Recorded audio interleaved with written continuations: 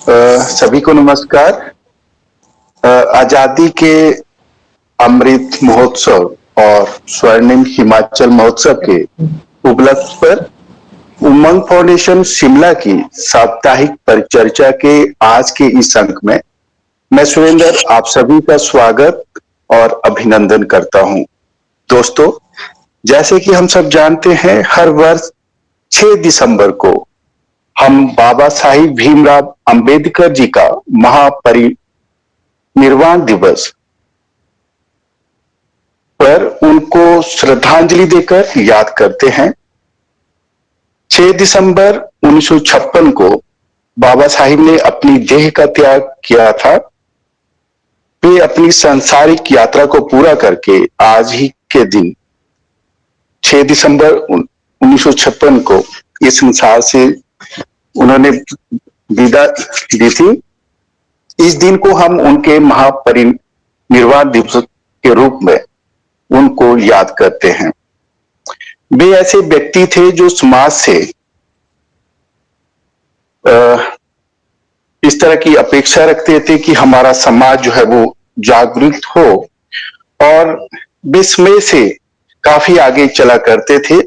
जो कि उनकी जो सोच थी, जो प्रोग्रेसिव सोच थी, उसमें इस तरह की बातें रहती थी कि वो हमारे समाज की जितनी भी कुरीतियां हैं, कि जितनी भी बुराइयां हैं, उनको खत्म करने के लिए प्रयासरत रहते थे। उनका मानना था कि अगर हमें समाज को इन सब बुराइयों से, जो हमारे समाज में चाहे वो जाति व्यवस्था से संबंधित हो या महिलाओं के उस वक्त जो अत्याचार होते थे, या जो किसी ना किसी तरह से हम दूसरे लोगों को शोषित करते थे, या जो हमारा शोषित समाज था उसका हम लोग शोषण करते थे, तो उनका मानना था कि अगर इस तरह की बुराइयों को हमें खत्म करना है तो हमें समाज को शिक्षित करना है। शिक्षित करके ही हम इस तरह की बुराइयों को समाज से खत्म कर सकते हैं।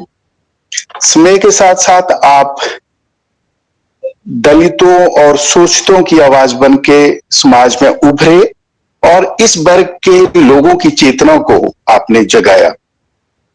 उन्होंने जाति के दंश को खुद झेला था, महसूस किया था, और अपने इन्हीं कटु अनुभवों के कारण वे समाज को इन बुराइयों के खिलाफ शिक्षित कर आवाज उठाने और उन्हें संगठित करने पर ज्यादा जोर देते थे।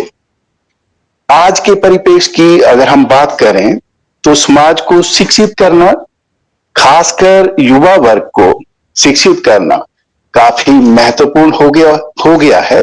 बेशक हम लोग अलग अलग डिग्री लेके ज्ञान अर्जित करना है, लेकिन एक शिक्षित होना उससे अलग हटके है। शिक्षित मतलब जब एक इंडिविजुअल अपने और अपने समाज के प्रति जागरूक होता है।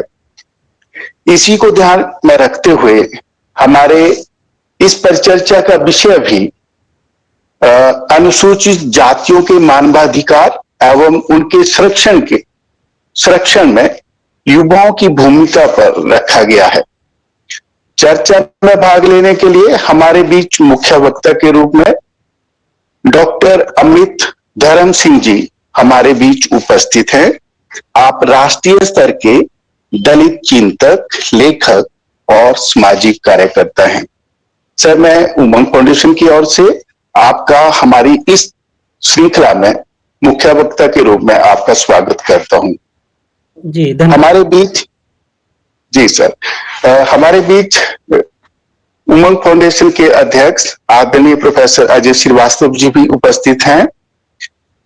आप भी युवाओं में नई सोच विकसित करने और सामाजिक मुद्दों पर गहन चिंतन करने को प्रेरित करते रहते हैं। इसी का नतीजा है कि आज हम अपनी इस श्रृंखला के 12वें अंक को पेश कर पा रहे हैं। सर, आपका भी स्वागत है, अभिनंदन है, और आप सबका भी स्वागत है, अभिनंदन है, जो अलग अलग संगठनों से जुड़े हैं और समाज को समय पर जागृत करते रहते हैं। उमंग फाउंडेशन की ओर से मैं आप सभी का स्वागत और अभिनंदन करता हूं। अब मेरा निवेदन रहेगा भाई विनोद कुमार योगाचार्य जी से कि वे हमारे आज के मुख्य वक्ता का परिचय एवं स्वागत संबोधन प्रस्तुत करें। भाई विनोद कुमार योगाचार्य जी। धन्यवाद डॉक्टर सुरेंद्र जी। नमस्कार। आजादी के अमृत महोत्सव पर उमंग फाउंडेशन द्वारा मानवाधिकार संरक्षण पर साप्ताहिक परिचर्चा के आज के इस वार्तालाप में जो भारत रत्न डॉक्टर भीमराव अंबेडकर जी के महापरिनिर्वाण दिवस की पूर्व संध्या पर आज का विषय अनुसूचित जातियों के मानवाधिकार एवं उनके संरक्षण में युवाओं की भूमिका पर। आज के हमारे मुख्य वक्ता डॉक्टर अमित धर्म सिंह जी का मैं उमंग फाउंडेशन की तरफ से हार्दिक स्वागत करता हूं। आपका एक संक्षिप्त परिचय मैं प्रस्तुत करता हूं। आप मूलतः उत्तर प्रदेश के मुजफ्फरनगर के गांव और डाकघर वहलना के निवासी हैं। आपकी उच्च शिक्षा दिल्ली विश्वविद्यालय से हुई है। आप नवदलित लेखक संघ के फाउंडर हैं और उपाध्यक्ष नदलेस व संपादक सोच पत्रिका चमाही के हैं। आपकी अनेक कविताएं, गजलें, लेख व शोध पत्र देश की अनेक प्रतिष्ठित पत्रिकाओं में प्रकाशित होते हैं। आपका इस कार्यक्रम में आज मुख्य वक्ता के रूप में बहुत स्वागत है। उमंग फाउंडेशन के अध्यक्ष प्रोफेसर अजय श्रीवास्तव जी, जिनके अथक प्रयासों से आज हमारा यह 12वां एपिसोड परिचर्चा आज चल रही है। आपका भी कार्यक्रम में स्वागत है। आज के कार्यक्रम के मंच संचालक डॉक्टर सुरेंद्र जी, आप दिल्ली विश्वविद्यालय में असिस्टेंट प्रोफेसर है, आपका भी स्वागत है। इंजीनियर संजीव शर्मा जी, सवीना जहां जी, मुकेश जी और उदय वर्मा जी, आप सभी का भी स्वागत है। आप सभी के तकनीकी सहयोग से ही यह वेबिनार हमारा चलता है।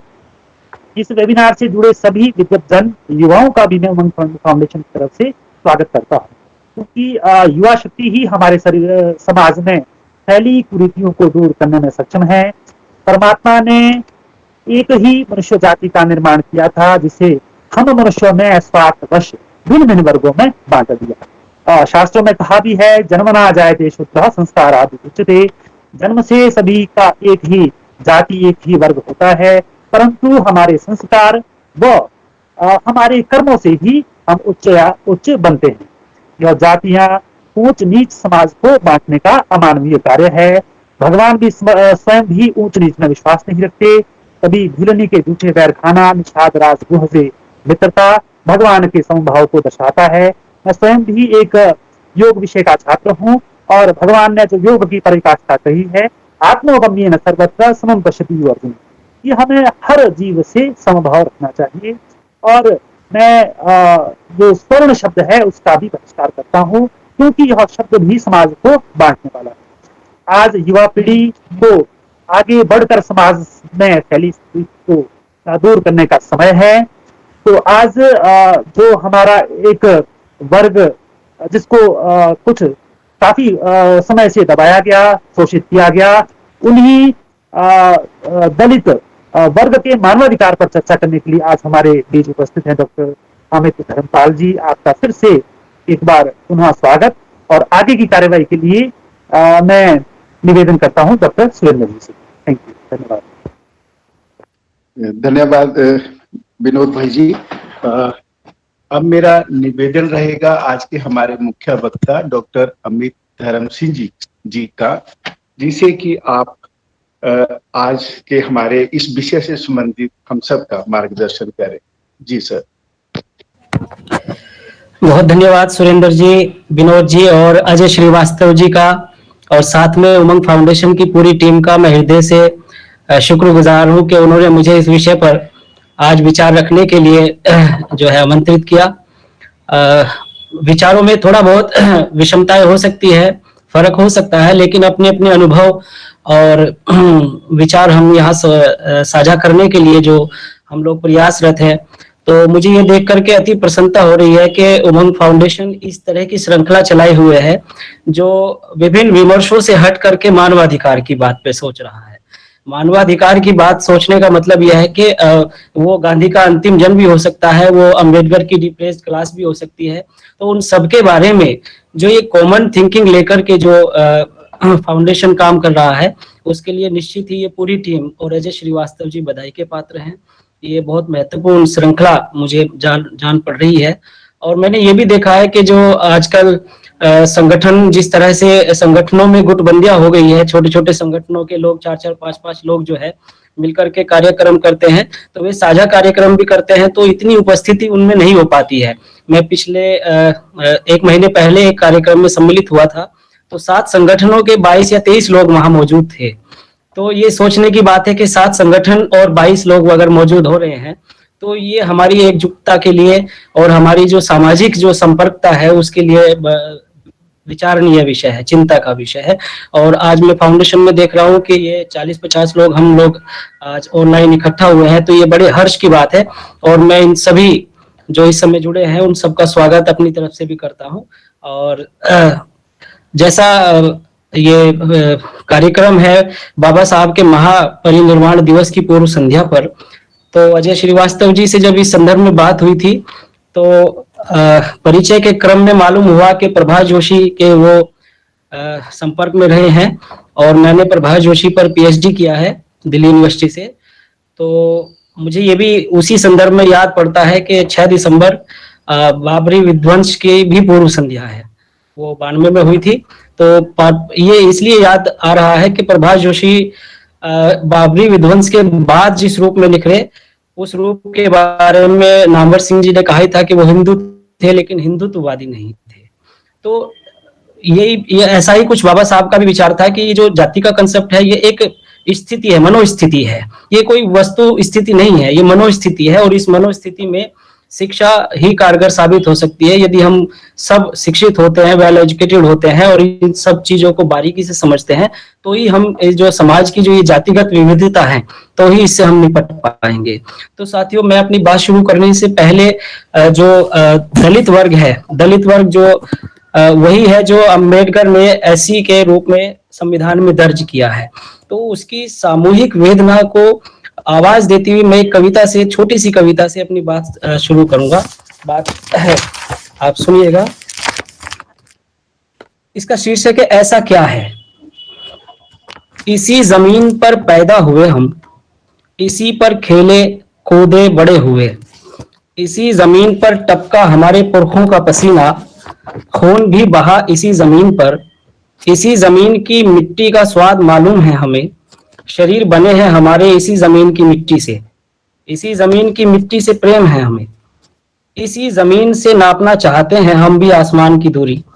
फिर ऐसा क्या है कि इसी जमीन की मिट्टी में हम जो सपने बोते हैं वे अंकुराते नहीं, दफन हो जाते हैं।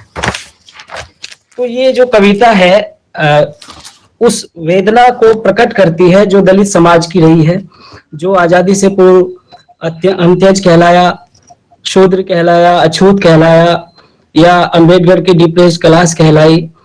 इस कविता में उसकी वेदना दर्ज है। तो हम सब जानते हैं कि ये विसंगति किस कारण पैदा हुई है, ये डिफरेंसेस कैसे, क्लास का या जाति का डिफरेंसेस जो पैदा हुआ, वो भारत में जो जातिगत जो असमानताएं हैं, विविधताएं हैं, ये निश्चित रूप से उसी के कारण पैदा हुई है। और ऐसा नहीं है कि भारत में इसके विरुद्ध संघर्ष ना किया जाता रहा हो या चिंतकों ने, दार्शनिकों ने इस पर विचार ना किया हो। एक लंबी इसकी श्रृंखला रही है, जो श्रृंखला बुद्ध से लेकर के रैदास, कबीर, ज्योतिबा फूले, सावित्री बाई और अंबेडकर तक पहुंची है। और फिर अंबेडकर से दलित राजनीति, भारतीय राजनीति और दलित साहित्य में पहुंची है। तो आज दलित साहित्य का भी अगला चरण नव दलित के पद में रूप में सामने आ चुका है। तो ये जो लगातार जो विसंगतियां हैं, इनसे हम लगातार लड़ते आए हैं। लेकिन आज का जो हमारा विषय है वो हम इतनी बड़ी परंपरा को तो नहीं समेट सकते, लेकिन जो विषय है अनुसूचित जातियों के मानवाधिकार एवं उनके संरक्षण में युवाओं की भूमिका, तो इस पे अगर हम फोकस करेंगे तो ये हमारा विषय का जो विस्तार होगा वो करीब 20वीं सदी से लेकर के 21वीं सदी के इन 2 दशकों तक फैला हुआ है। तो मैं सबसे पहले बात करना चाहूंगा अनुसूचित जाति। इसकी जो सबसे पहली जो सूची बनी थी वो 1935 में तैयार हुई थी, और उसमें ये पाया गया था कि देश की 1/4 जनता करीब इस तरह की है जो मनुष्य होने के अधिकार से भी एक तरह से वंचित है। उसके पास संसाधनों की कमी है, वो सामाजिक रूप से उपेक्षित है। तो ये चिंता का विषय 1935 में ही ब्रिटिश काल में ही बन गया था और इनकी सूचियां तैयार होनी शुरू हो गई थी। तो बाद में जब देश आजाद हुआ और संविधान निर्मित हुआ तो उसमें फिर ये जो डिप्रेस क्लास की सूची उस समय 1935 में बनी थी, तो ये संविधान में शेड्यूल कास्ट के रूप में दर्ज की गई। तो शेड्यूल कास्ट के रूप में दर्ज होने के बाद जब इनको मौलिक अधिकार की संविधान में स्थापना की गई, तो मौलिक अधिकार सबको दिए गए। तो मौलिक अधिकार तो सबके लिए थे, प्रत्येक नागरिक के लिए थे, लेकिन कुछ विशेष प्रबंधन केवल एससी के लिए किए गए। तो वो 16 अनुच्छेद 16 के 4 में किए गए हैं। तो जब इनके लिए थोड़ा विशेष प्रबंधन उसमें हुआ संविधान में, तो ये सवाल उठा कि जब मौलिक अधिकार सबको समानता का है, समानता के दर्जे पे लाते हैं, तो फिर विशेष प्रबंधन किस लिए? तो जैसा कि संविधान सभा में अम्बेडकर ने कहा था कि संविधान कोई कितना भी अच्छा क्यों ना हो, यदि उसको लागू करने वाले अच्छे नहीं होंगे तो संविधान बुरा ही साबित होगा। तो ये अम्बेडकर ने आशंका जाहिर की थी और ये आशंका निराधार नहीं निकली। बाद में जो एक कंट्राडिक्शन था मौलिक अधिकार का और एससी के विशेष अधिकारों के प्रबंधन का, उसके प्रति सवाल उठने शुरू हुए। तो उन सवालों में जो तर्क आया वो नेहरू के कार्यकाल में ही आ गया था। नेहरू 1951 में ये बात तर्क सहित प्रस्तुत की गई कि जिनके बारे में ये कंट्राडिक्शन आप बता रहे हैं संविधान के अंदर, दरअसल उसको इस उदाहरण से समझा जा सकता है कि यदि हमें 100 किलोमीटर की दूरी तय करनी है, तो एक व्यक्ति अगर 50 किलोमीटर पहले से ही खड़ा हुआ है और वो वहां से यात्रा शुरू करता है और एक व्यक्ति 0 से शुरू करता है, तो दोनों की यात्रा में फर्क होगा। तो जो 0 से शुरू करने वाले लोग हैं वो ऐसे थे, तो उनको जरूरी है कि हम शुरू में ऐसा प्रोटेक्शन दे कि कुछ समय उनको विशेष अधिकार और विशेष सुरक्षा के साथ उनको आगे लाया जाए, ताकि वो समाज में मुख्य धारा में सम्मिलित किए जा सके। और उसी के लिए जो है उसमें आरक्षण जैसी व्यवस्था की गई, वो 10 वर्षों के लिए थी। लेकिन अगर 10 वर्षों के लिए आरक्षण की बात हम समझ लें, तो चूंकि आरक्षण पदों में आएगा, राजनीति में आएगा और शिक्षा यानी शिक्षा के क्षेत्र में आएगा, तो क्या 10 वर्षों में दलित समाज पूरा शिक्षित होकर के पदों में स्थान पा सकता था? ये एक सवाल था। तो ऐसा हुआ नहीं।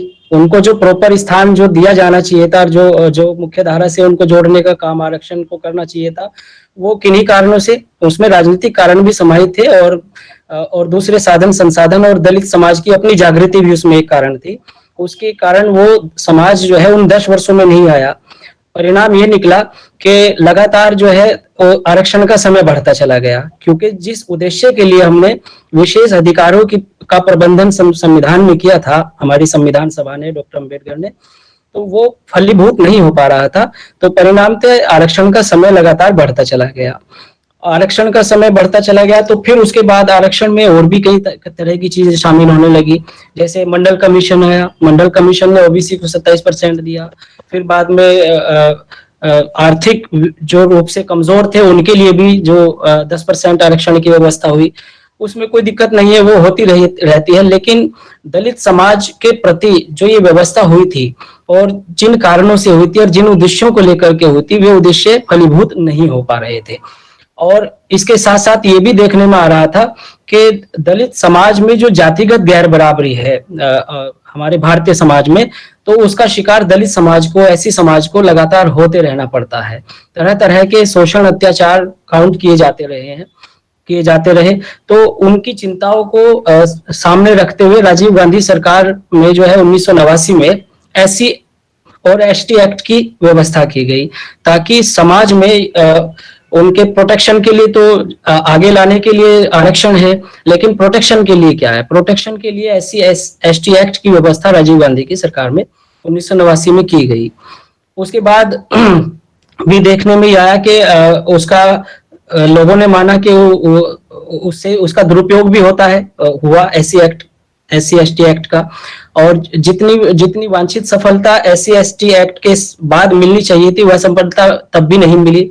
तो नतीजा ये निकला कि 1993 में जो एनएचआरसी की स्थापना करनी पड़ी। एनएचआरसी जो हमारे मानवाधिकार है, मानवाधिकार के तहत भी एससी को सपोर्ट करने के लिए ऐसे विषय तलाश किए गए जिन विषयों को लेकर के ये माना गया कि यदि ऐसा इन दलित समाज के, ऐसे समाज के साथ होता है तो वह दोषी व्यक्ति है। और ये मानवाधिकार जो एससी के थे वो सारे गैर दलित या जो गैर एससी थे उन पर लागू होते थे। तो आप समझ सकते हैं कि देश में जो घटनाएं हम सभी पढ़े लिखे हैं, तो उस तरह की घटनाएं हमारे सामने आती रही कि कहीं बारात निकालने पर दलितों को पीट दिया गया, कहीं मूछ रखने पर पीट दिया गया, कहीं उनसे मैला ढुआने के लिए जबरन उनपे शोषण हुआ, और रेप केस भी अनेक दर्ज होते रहे हैं। बल्कि मैं एक रिपोर्ट प्रस्तुत करूं तो थोड़ा आगे के टाइम में करूंगा। दलितों के अत्याचार की रिपोर्ट संबंधित जो चीजें हैं वो वरिष्ठ पत्रकार हमारे उर्मिलेश जी हैं, उन्होंने एनसीआरबी की रिपोर्ट के माध्यम से कुछ राज्यों के आंकड़े दर्ज किए थे। वो आंकड़े मैंने अकाउंट किए और उनको दर्ज किया, मैं आपके सामने थोड़ा रखना चाहता हूं उनको। उत्तर प्रदेश में 8,066 मामले दलित उत्पीड़न के दर्ज हुए, बिहार में 7,874 दर्ज हुए, राजस्थान में 6,734, गुजरात में 1,075। ऐसा माना जाता है कि वहां आंकड़े ज्यादा थे, वो कम दर्शाए गए हैं। महाराष्ट्र में 1,763, तेलंगाना में 1,427, त्रिपुरा में एक, वहां लैंड इफेक्ट लागू है इसलिए वहां इस तरह के आंकड़े नहीं मिलते हैं। केरला में 712, बंगाल में 130। तो इस तरह लगातार ये चीजें जो है सामने आती रही है कि दलितों के उत्पीड़न का मामला बनता रहा है। इसलिए मानवाधिकार ने जो एससी के लिए जो व्यवस्था की है उसमें ये साफ साफ दर्ज किया है उसके 5 अध्याय और 23 धाराओं में कि दलित समाज के किसी भी व्यक्ति को भी ऐसा कार्य करने के लिए यदि कोई गैर दलित या गैर एससी विवश करता है जो उसकी सामाजिक प्रतिष्ठा, व्यक्तिगत सम्मान, अस्मिता को ठेस पहुंचाने वाला हो या उसको जो संवैधानिक जो अधिकार दिए गए हैं उनका हनन करने वाला हो, तो वह उसमें दोषी पाया जाता है, जिसके लिए सजा का प्रावधान भी है। तो वो सजा कई संदर्भों में है, जो है जुर्माने के तौर पे भी होता है 7,500 से लेकर। सर कुछ कह रहे हैं? तो वह किशोर जी अपना माइक ऑफ करें आप। हाँ जी। तो वे जो सजाएं हैं वो जुर्माने के तौर पर भी हो सकती हैं और सजा के तौर पर भी हो सकती हैं। 6 महीने के कारावास की भी व्यवस्था है और 1 साल के कारावास की भी, और उम्र कैद भी हो सकती है। और 7,500 से लेकर के 8.5 लाख रुपए, 75,000 से लेकर के करीब 8.5 लाख तक का जुर्माना भी उसमें लग सकता है। अब इसमें जो है 2 तरह के विभेद हैं। एक तो सरकारी आदमी अगर दलित अधिकारों का हनन करता है या किसी दलित को पीड़ित करता है तो उसके लिए अलग रूल्स है, उसमें जांच का प्रावधान है कि पहले वो जांच उसकी होए, और यदि सामान्य व्यक्ति करता है तो उसकी डायरेक्ट जो है गिरफ्तारी के भी ऑर्डर्स हैं और 7 दिन के अंदर चार्जशीट जमा करने का भी ऑर्डर्स है और उसमें सजा का प्रावधान है। लेकिन ये देखने में आया है कि जो सजा का प्रावधान है वो कितने लोगों पे लागू होता है। तो जो कुल आंकड़े हैं, मान लीजिए 18,000 समथिंग आंकड़े हैं, तो उसमें से कितनों को सजा हो पाती है? मुश्किल से 15% लोगों को सजा हो पाती है, बाकी बरी हो जाते हैं। जबकि SC/ST एक्ट को ये माना जाता है कि ये बहुत स्ट्रिक्ट एक्ट है और इसके माध्यम से दलितों की काफी सुरक्षा हुई है, नगरों महानगरों में हुई है। कुछ मामलों में इसका अच्छा रिजल्ट भी आया है, लेकिन मैक्सिमम मामले जो है वो लंबित पड़े रहते हैं। अब उन लंबन का कारण या तो मानवाधिकार की जो अशक्तता है, क्योंकि मानवाधिकार आवाज उठा सकता है, जो हमारा NHRC है वह दंड नहीं दे सकता है, उसकी सुनवाई के लिए हमारी सुप्रीम कोर्ट या केंद्रीय सरकार बाध्य नहीं होती है। इसीलिए मानवीय अधिकार के बारे में ये स्पष्ट कहा जाता है कि वह एक ऐसी गाय है जो चारा खाती है लेकिन दूध नहीं देती है। तो इसका मतलब यह है कि जो शक्ति मानवाधिकार के पास होनी चाहिए थी SC/ST एक्ट के को सपोर्ट करने के लिए, SC को सपोर्ट करने के लिए, वह शक्ति मानवाधिकार के पास मौजूद नहीं है। हमारी न्याय जो प्रक्रिया है उसके बारे में भी हम सब जानते हैं कि काफी मामले लंबित पड़े रहते हैं, वह भी उसका एक कारण है। और दलित समाज की अपनी जागृति भी इसका एक कारण है कि दलित समाज में अभी भी शिक्षा का उतना ग्राफ नहीं है कि जो मानवाधिकार तक अपनी रिपोर्ट्स दर्ज करा सके। बहुत सारे मामले अत्याचार के, शोषण के दर्ज भी नहीं होते हैं, जो दर्ज होते हैं उन्हीं आंकड़ों को हमने यहाँ प्रस्तुत किया है। तो अब आप देख सकते हैं कि यदि दर्ज हुए आंकड़ों की संख्या इतनी है तो पूरे देश के अंदर जो हमारे 29 राज्य हैं, इनमें अत्याचारों की संख्या कितनी हो सकती है। तो ये एक चिंता का विषय है, और ये चिंता का विषय केवल दलित समाज के लिए नहीं है, हमारी अपनी व्यवस्था के लिए नहीं है, ये गैर दलित समाज के लिए भी है। क्योंकि हम जब शिक्षित हो रहे हैं और समाज से कनेक्ट कर रहे हैं, और हम चीजों को बहुत वैज्ञानिक चेतना के माध्यम से समझने का प्रयास कर रहे हैं, तो हमें ये सोचना पड़ेगा कि इसी देश का जो वह हिस्सा है जो बहुत पीछे रह गया है, जिसके बारे में एक आवाज उठाने की एक लंबी परंपरा रही है, बुद्ध से लेकर के अम्बेडकर तक, और आज दलित साहित्य में भी उठाई जा रही है। तो फिर किन कारणों से अभी तक भी हम ऐसी को उतना सुरक्षित नहीं कर पा रहे हैं या आगे नहीं ला पा रहे हैं, तो ये हम सबके लिए एक चिंता का विषय हो सकता है।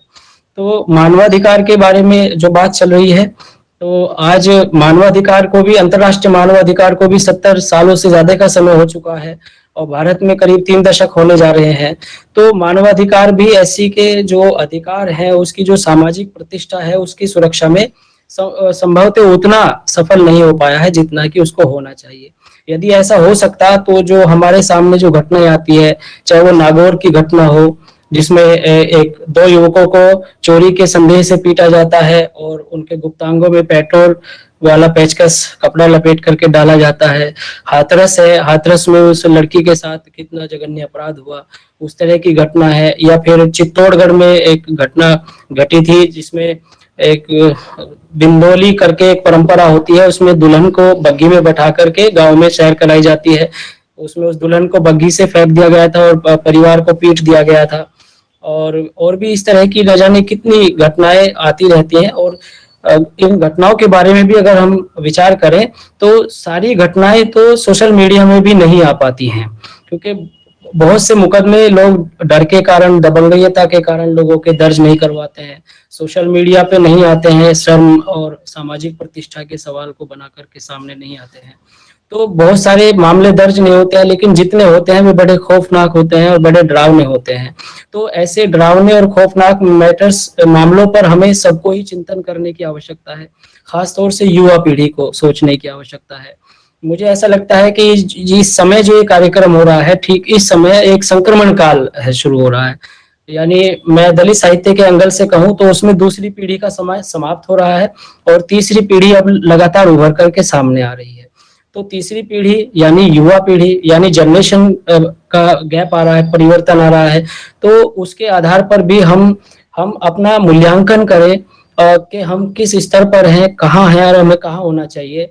क्या हम वास्तव में जो हमारी जो विद्वानों की और संतों की और जो हमारे जितने भी समाज सुधारक रहे हैं, चाहे वो गांधी जी क्यों ना हो और अंबेडकर हो, ज्योतिबा फुले हो, बुद्ध हो, इनकी परंपरा में हम क्या जोड़ पाए हैं, इनकी बातों को हमने कितना समाज में अप्लाई किया है। फ्रांस की क्रांति में रूसो ने कहा था कि फ्रांस की क्रांति का जो पूरा कारण है वो यही है कि स्वतंत्रता, समानता और बंधुता। यही बात डॉक्टर भीमराव अंबेडकर ने अपने उस भाषण में रखी थी कि जो उन्होंने लाहौर में देने के लिए तैयार किया था, जात पात तोड़क मंडल में अध्यक्ष के तौर पर।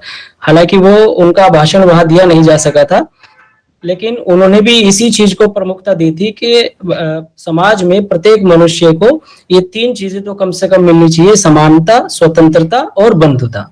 जब समानता की हम बात करते हैं तो भारतीय संदर्भों में वह समानता न्याय की समानता हो सकती है, और वह समानता सामाजिक प्रतिष्ठा की समानता हो सकती है। और जब हम स्वतंत्रता की बात करते हैं तो अभिव्यक्ति की स्वतंत्रता के साथ साथ विकास के अवसरों की स्वतंत्रता भी उसमें होनी चाहिए और समानता भी होनी चाहिए। और बंधुता की जब हम बात करेंगे तो उसका सीधा मतलब ये होता है कि हम विविध भाषी होते हुए भी एक दूसरे से इस तरह जुड़े रहे कि हमें महसूस हो कि हम एक दूसरे के भाई हों और हम इस भारत का अभिन्न अंग हैं, हम इससे अलग नहीं हैं। हम जितने भी लोग भारत के वासी हैं, हम चाहे वो कश्मीर से कन्याकुमारी तक ही क्यों ना बसा हुआ हो, तो वो सब ऐसा महसूस करें कि हम एक हैं। और ये जो बंधुता का भाव है, जब तक ये पैदा नहीं होगा तब तक हमारा देश जो है आंतरिक रूप से एकजुट नहीं हो पाएगा और वो जातियों में इस तरह से बटा रहेगा, जिसको लेकर के तरह तरह की राजनीति और तरह तरह की जो विमर्श चलते रहेंगे, और वे विमर्श उसी तरह के साबित होंगे जिस तरह का आज मानवाधिकार जो है हमारे सामने साबित हो रहा है। मानवाधिकार की जो कमजोरियां हैं, उसी तरह की कमजोरियां फिर हमारे मूवमेंट में दिखाई देगी कि हम आवाज तो उठा सकेंगे लेकिन उसकी तरफ हम प्रैक्टिकली तौर पे आगे नहीं जा पाएंगे। और जहां तक युवाओं की भूमिका की बात है इस संदर्भ में, तो विभिन्न तरह की जागृतियां भी उसमें देखने में आ रही है। मैं अभी थोड़ी देर पहले बता रहा था कि ये जो परंपरा है जात पात की खस को समाप्त करने की, ये अम्बेडकर से होते हुए राजनीति में गई है, और भारतीय राजनीति में और भारतीय साहित्य में भी ये प्रविष्ट हुई है। और भारतीय साहित्य के संदर्भ में अगर मैं बात करूं तो तीसरी पीढ़ी इस समय दलित साहित्य की जो आई है, उसने इन टूल्स को समझा है कि अब शायद हमें जो दलित साहित्य 1958 में शुरू हुआ था दलित पैंथर से, उसमें भी अब थोड़ी परिवर्तन की आवश्यकता है।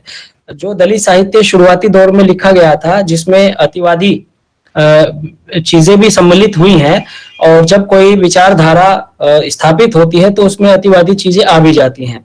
उदाहरण के तौर पे जूठन की अगर मैं बात करूं तो उसमें बहुत सारी घटनाएं सीक्वेंस से ऐसी लगती है कि उसमें जीवन के जो दूसरे भाग है वे उपेक्षित लगते हैं और केवल शोषण संबंधित घटनाओं का एक क्रम बन जाता है।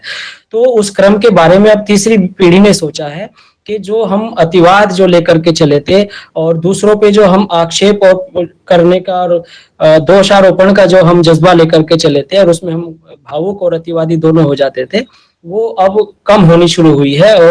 और शिक्षित वर्ग जो उभर करके सामने आया है, उसने चीजों को ज्यादा समावेशी ढंग से समझने की कोशिश की है, और वह मानता है कि इसमें दलित हो, एससी हो या गैर एससी हो, उनको समान रूप से आपस में बैठ करके इन सॉल्यूशन को निकालने की आवश्यकता है, क्योंकि वो सन्निकट भी आया है शिक्षा के माध्यम से।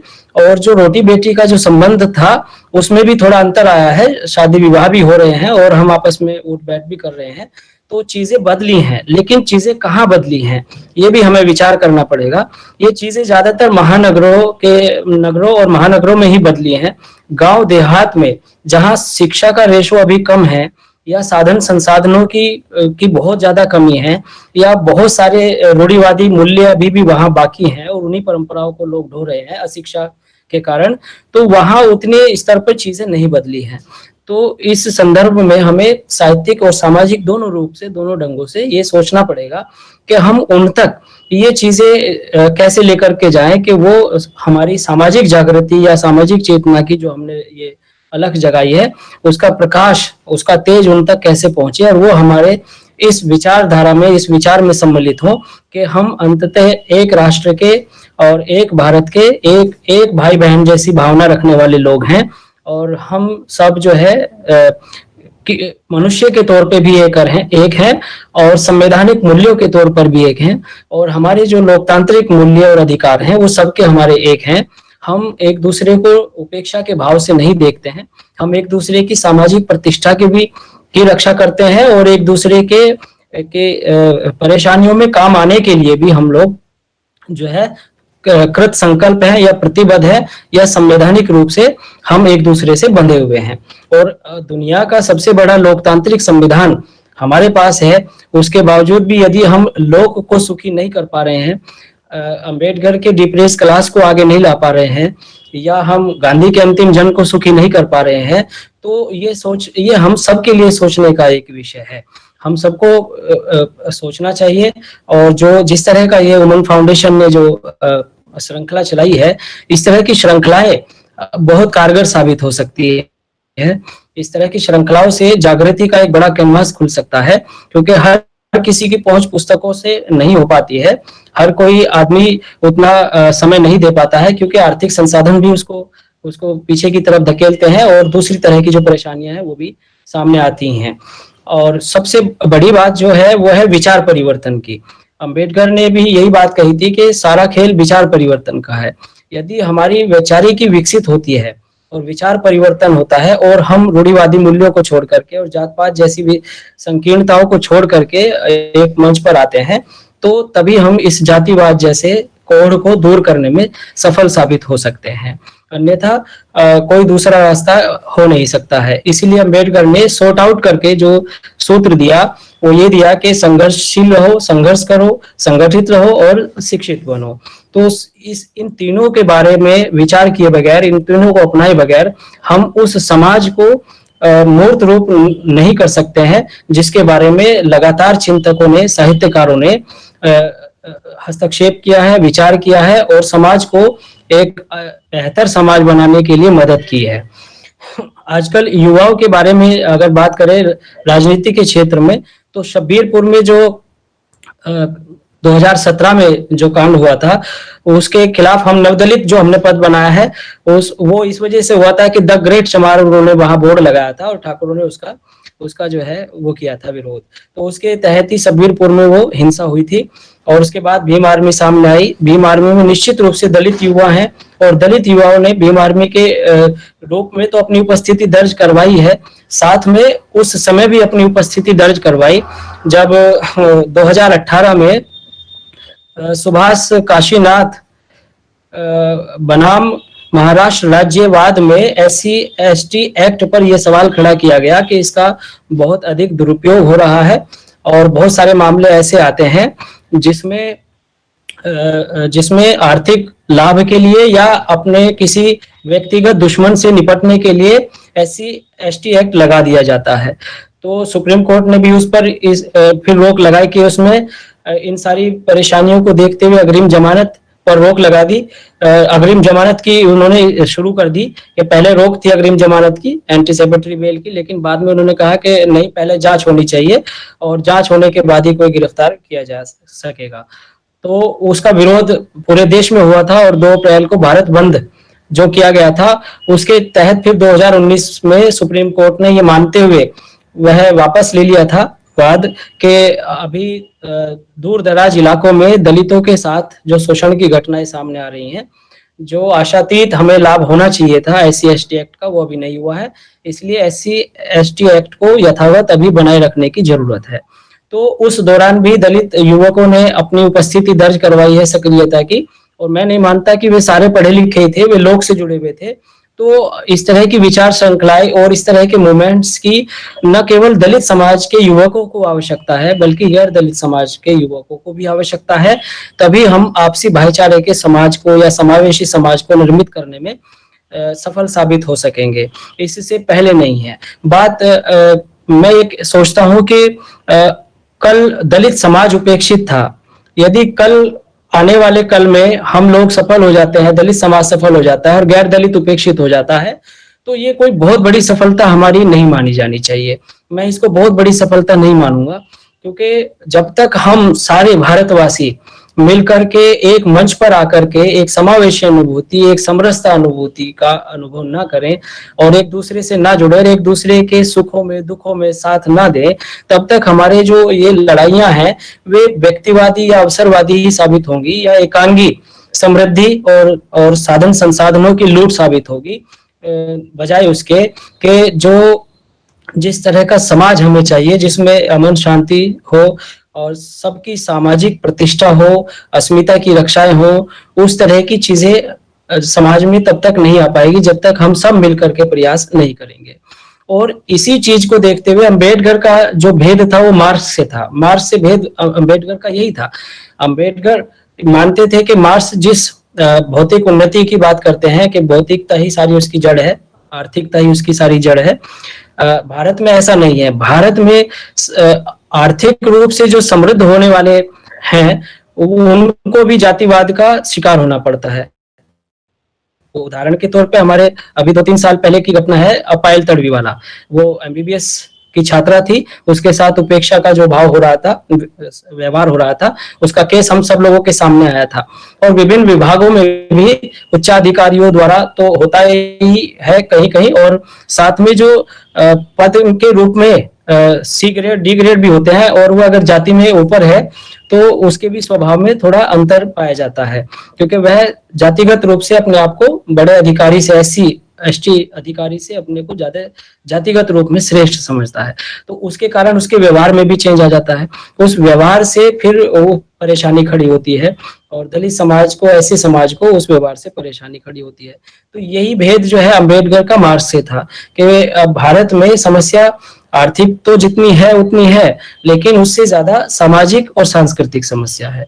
तो जब तक इस सामाजिक जो त्रासदी है हमारी, ये जो सामाजिक कोड है जातिवाद का, जात पात का, जब तक ये दूर नहीं होगा तब तक हम शायद एक बेहतर समाज नहीं बना पाएंगे।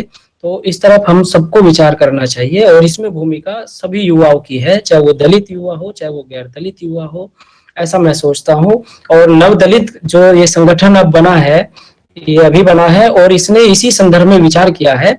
इसने दलित साहित्य के उन अतिवादी मूल्यों को समझते हुए कुछ ऐसे टूल्स की खोज करनी शुरू की है कि जिसमें हम एक दूसरे को अपमानित ना करें, उपेक्षित ना करें और दोषारोपण ना करें, और सीधा हम जो है व्यक्तिगत स्तर पर किसी पर वार ना करें, अस्मिता मूलक वार ना करें, और उसको कन्विंस करने की और उसको एक मंच पे लाने की एक पुरजोर कोशिश करें और साथ में बैठें। और इसीलिए हमने दलित जो नवदलित संगठन है, इसमें ये बाध्यता रखी नहीं है कि जो दलित साहित्य में अब तक मानी जाती रही है कि जातीय के आधार पर या एससी के आधार पर ही जो साहित्य रचेगा वही उसी का रचा दलित साहित्य होगा। हमने कहा दलित एक बड़ा पद है और इसमें उन लोगों को भी सम्मिलित करना चाहिए, चाहे वे ओबीसी हो, चाहे वो सामान्य से हो, जो आर्थिक रूप से पिछड़े हुए हैं, कमजोर हैं, और उनको भी आगे लाने की आवश्यकता है, क्योंकि वो भी हमारे ही समाज का हिस्सा है, वही भी इसी देश का हिस्सा है और उनका भी उतना ही अधिकार है जितना दूसरों का अधिकार है। तो उनके लिए भी मंच तैयार होने चाहिए और उनके साथ बैठ करके हमें जो भी हमारे देश के विसंगतिपूर्ण, भेदभावपूर्ण मुद्दे हैं उन पर हम सबको खुले मन से और खुले विचारों से पुनर्मूल्यांकन करना चाहिए अब तक जो भी मूवमेंट हुए उनका, और नए ढंग से विचार करने की हमें आवश्यकता है ताकि हम सब आपस में एक बने रह सके और एक बेहतर समाज हमारा बन सके। और जिसके लिए हमारे पुरखों ने इतनी लड़ाइयां लड़ी, इतने बलिदान दिए, उनके बलिदान शायद हम फिर इस रूप में सफल कर पाएंगे। और ये जो महान परिनिर्माण दिवस बाबा साहब का हम मना रहे हैं, या किसी भी हम अपने पुरखे या ऐसे समाज सुधारक का मनाते हैं, उसका संदेश भी तभी सार्थक होता है जब हम उस दिशा में प्रैक्टिकली तौर पर काम करें और लोग से जुड़े और हर व्यक्ति से जुड़ने की कोशिश करें, क्योंकि हमें केवल एलीट वर्ग के दायरे में सिमटना नहीं है, केवल शिक्षित वर्ग के दायरे में नहीं सिमटना है। हमें अपने विचार को लोगों तक ले जाना चाहिए, चाहे वो ऑनलाइन माध्यम से जो जिस तरह के कार्यक्रम हो रहे हैं इनके माध्यम से, और उसके दूसरे भी छोटे छोटे कार्यक्रम किए जा सकते हैं। और साहित्य को जो हम लिखते पढ़ते हैं बेहतर समाज के लिए, उसको कैसे हम लोग तक पहुंचाए, कैसे उन तक उनकी पकड़ पहुंचाए बनाए, उस तरफ भी हमें ध्यान देना पड़ेगा, तब जाकर के हम कहीं सफल हो सकेंगे। तो मित्रों, इस तरह का मैं सोचता हूँ इस संदर्भ में। और उमंग फाउंडेशन ने मुझे अपने विचार रखने के लिए यहाँ आमंत्रित किया, उसके लिए मैं उनका बहुत हृदय से आभारी हूँ। और जो भी मेरे मित्रगण इस समय मुझे सुन रहे हैं उनका भी मैं हृदय से बहुत बहुत आभार प्रकट करता हूँ। और मुझे लगता है कि मेरा बोलने का समय इतना ही था, तो ये मैंने समय ले लिया है। बहुत बहुत धन्यवाद अजय श्रीवास्तव जी, उमंग फाउंडेशन जी और तमाम मेरे उपस्थित साथियों, बहुत बहुत धन्यवाद। धन्यवाद सर। हमारे युवाओं के मन में काफी प्रश्न है जो मैं बारी बारी से आपके समक्ष रखूंगा। सबसे पहले तो मैं आदरणीय प्रोफेसर अजय श्रीवास्तव जी ने एक सजेशन भी हमें दिया है कि अगर आप अनुसूचित जाति आयोग जो है उसके ऊपर अगर थोड़ी सी चर्चा यहाँ पे करें कि उसके किस तरह के कार्य जो वो रहते हैं।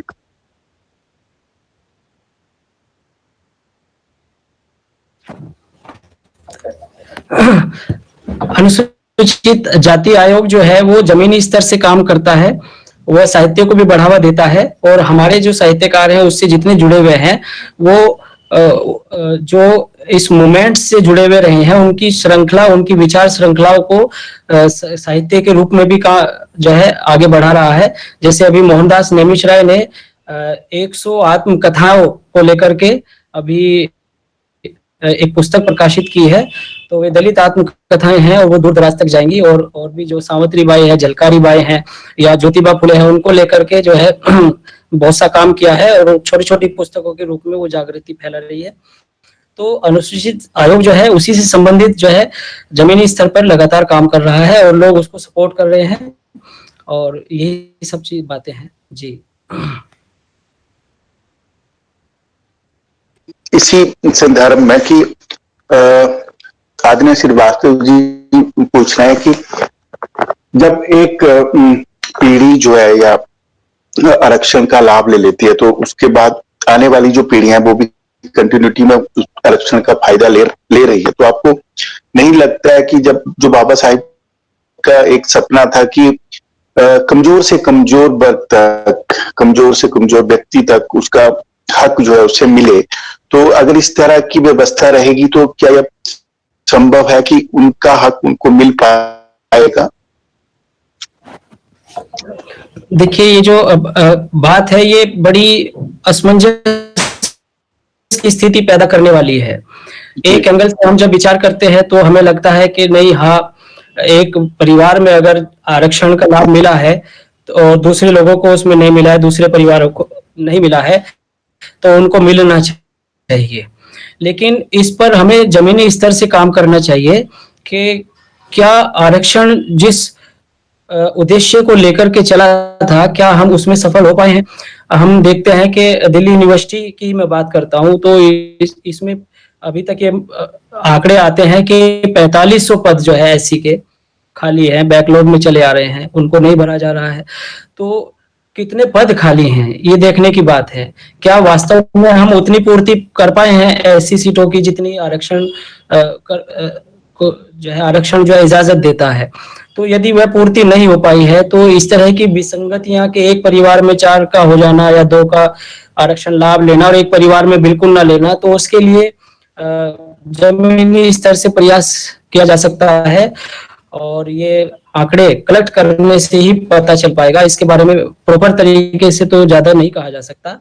कुछ परिवार आए हैं ऐसे जो आर्थिक रूप से सक्षम हुए हैं और एक परिवार में कई लोग संपन्न हैं और वो दूसरों को जगह नहीं देते हैं, अपनी ही सेटिंग कर लेते हैं। एकेडमिक जगत में यह देखने को मिलता है और यही कारण है कि दलित जो एकेडमिक दलित जो लोग होते हैं वे अपने ही दलित समाज के बच्चों को पीएचडी एमफिल तो करवा देते हैं, लेकिन उनके लिए जमीनी स्तर पे प्रयास नहीं करते हैं और वो जॉब प्राप्त नहीं कर पाते हैं। तो अड़चन तो अवश्य है, अड़चन के से तो मना नहीं किया जा सकता है, लेकिन आरक्षण का जो असली उद्देश्य है वह अभी पूरा हुआ कि नहीं हुआ है उस पर भी हमें ध्यान देना पड़ेगा। केवल इस तरफ ध्यान देने से हमें शायद सार्थक लाभ नहीं मिलेगा कि एससी जो है एससी को रोकने में सफल हो रहा है, वह संख्या बहुत कम हो सकती है। तो इस संदर्भ में जमीनी स्तर से सोचने विचारने की आवश्यकता है, ये बात मैं कहूँगा फिलहाल तो। जी सर, एक और प्रश्न यहाँ उठता है सर कि केवल एससीज के बीच में जो अलग अलग जातियां बंटी हुई है उनमें भी आपस में भेदभाव जो है वो देखने को मिलता है, उसके ऊपर आप अपना जो विचार जो है वो रखिए प्लीज। बिल्कुल, मैं इसके बहुत ज्यादा खिलाफ हूँ और मैं जो नवदलित की जो बात कर रहा था, हमारी लड़ाई अंदर से भी है। जैसे सूरजपाल चौहान थे तो वो तो नारा ही ये बुलंद कर रहे थे, जय बंगी जय चमार। तो उनकी किताब आई थी अम्बेडकरी चेतना में, उन्होंने केवल वाल्मीकि से संबंधित रचनाकारों को उसमें प्रकाशित किया था, जिसके खिलाफ मैंने लिखा भी है, लेख भी लिखा है। मोहनदास मिश्रा की ही पुस्तक में संपादित हो रहा है, अभी वो छपकर लिया है उससे स्वराज प्रकाशन से। तो मैं खुद इसके खिलाफ हूँ और जो नवदलित जो आए हैं वो इसके बेहद खिलाफ है कि जो दलित समाज में जो विभिन्न जातियां हैं और वे आपस में भी एक दूसरे को बड़ा छोटा मानने जैसा जो व्यवहार करती हैं, ये सरासर गलत है और इस तरफ ध्यान देने की आवश्यकता है। और जो विमर्शों में लगातार हम लोग टूट रहे हैं, बट रहे हैं, वो इन्हीं कारणों से है। थोड़ी देर पहले मैं बता रहा था कि जो 7 संगठनों के जो 22 लोग इकट्ठा हुए वो किस लिए हुए? वो इसीलिए तो हुए कि हम लोग आपस में भी एकजुट नहीं हो पा रहे हैं। तो दलित समाज में इस तरह की विसंगतियां पैदा हुई हैं और जाति को इससे बढ़ावा मिल रहा है, इससे जाति का दीवारें ऊंची हो रही है, इससे ध्वस्त नहीं हो रही है। तो उसका दोषी वह दलित समाज का वह तबका भी है, चाहे वह पढ़ा लिखा है चाहे वह अनपढ़ है, जो किसी भी रूप में अपने को अपने से नीची जाति से श्रेष्ठ मानता है। इसलिए हमने द ग्रेट चमार लिखने का भी विरोध किया है, और दूसरे जो जाति बोधक जो सरनेम है हम उनको भी अच्छा नहीं मानते हैं। उन सरनेमों को भी हमें छोड़ने पर विचार करना चाहिए, तो शायद तब कोई समस्या का हल निकल सकता है। तो ये प्रश्न बेहद जायज है, मैं इसको स्वीकार करता हूँ, और ये विसंगति तो है। इस विसंगति से दलित समाज को खुद निपटना चाहिए, जिसके लिए हमने नव दलित में इसकी जो है रूपरेखा तैयार की है कि ये क्यों हो रहा है और किस लिए हो रहा है। इस पे विस्तार से विचार हम लोग कर रहे हैं। जी सर, अगर शिकायतों की अगर हम बात करें सर, तो जो एससी कमीशन है वो किस तरह से शिकायतें जो है वो सुनता है और उसके ऊपर जो कार्यवाही जो है वो करता है? शिकायत करने का प्रोसीजर किस तरह का रहता है? इसके संदर्भ में अगर आप हमारे साथ अपने अनुभव साझा करें। जी, ये जो शिकायत सुनने का जो अवसर है, ये ऐसा देखने में ऐसा आया है कि जो बड़ी जो घटनाएं घटती हैं, जैसे सबीर हुआ था या मुजफ्फरनगर का जो हिंसा हुई थी, तो इस तरह की जो बड़ी घटनाएं घटती है वो तभी सक्रिय हो पाता है। छोटे छोटे मामलों में वह सक्रिय दिखाई नहीं देता है, और बहुत सारे मामले तो इसलिए दर्ज नहीं हो पाते हैं क्योंकि लोगों को प्रोसेस मालूम नहीं होता है कि कैसे प्रोसेस करना चाहिए और किन मामलों में करना चाहिए। तो जो मामले उसमें दिखाए गए हैं SC/ST एक्ट में कि कोई व्यक्ति किसी दलित समाज के व्यक्ति को, ध्यान रखिए गैर दलित समाज के SC व्यक्ति को मलमूत्र खाने, ढोने, नंगा घुमाने फिराने, मूछ मुंडवाने और शायद बारात रोकने जैसे जो गैर सामाजिक व्यवहार उनके साथ करता है, जिससे उसकी सामाजिक प्रतिष्ठा को क्षति पहुंचती है, तो उसमें वो एक्टिव रह सकता है। लेकिन एक्टिव तो वो तभी रहेगा जब लोगों की शिकायतें सॉरी वहां तक पहुंच पाएगी। तो बहुत सारे लोग उस चीज को अभी भी नहीं जानते हैं। मानवाधिकार के बारे में, SC/ST एक्ट के बारे में कितने दलित लोग जानते हैं, कितने अनुसूचित जाति के लोग जानते हैं?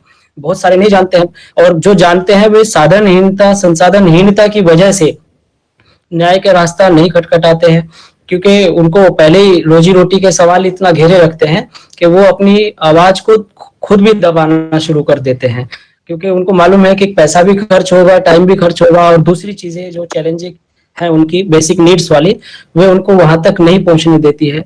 तो अभी जिस स्तर पे काम किया जाना चाहिए मानवाधिकार से या SC कमीशन से, उस स्तर से तो काम नहीं हो रहा है। बड़े बड़े मैटर्स में जरूर उसका हस्तक्षेप रहता है, और उसकी एक परेशानी ये भी है कि 1 साल के बाद के जो मामले होते हैं उसमें वो कारगर साबित नहीं होता है, उसमें वह कुछ नहीं कर सकता है। तो 1 साल से पूर्व के जो मैटर्स होते हैं, और उनमें भी जो बड़ी घटनाएं जो सोशल मीडिया में किसी तरह से आ गई हैं, तो वह उसी में एक्टिव रह पाता है। ये एक बहुत बड़ी विसंगति है जिसको जमीनी स्तर पर ले जाने की आवश्यकता है। जी सर, यहाँ मुकेश जी का एक प्रश्न है कि दलितों को उनके अधिकारों के प्रति अवेयर करने के लिए सरकार जो है वो कौन कौन सी पॉलिसी जो है वो लेके आई है?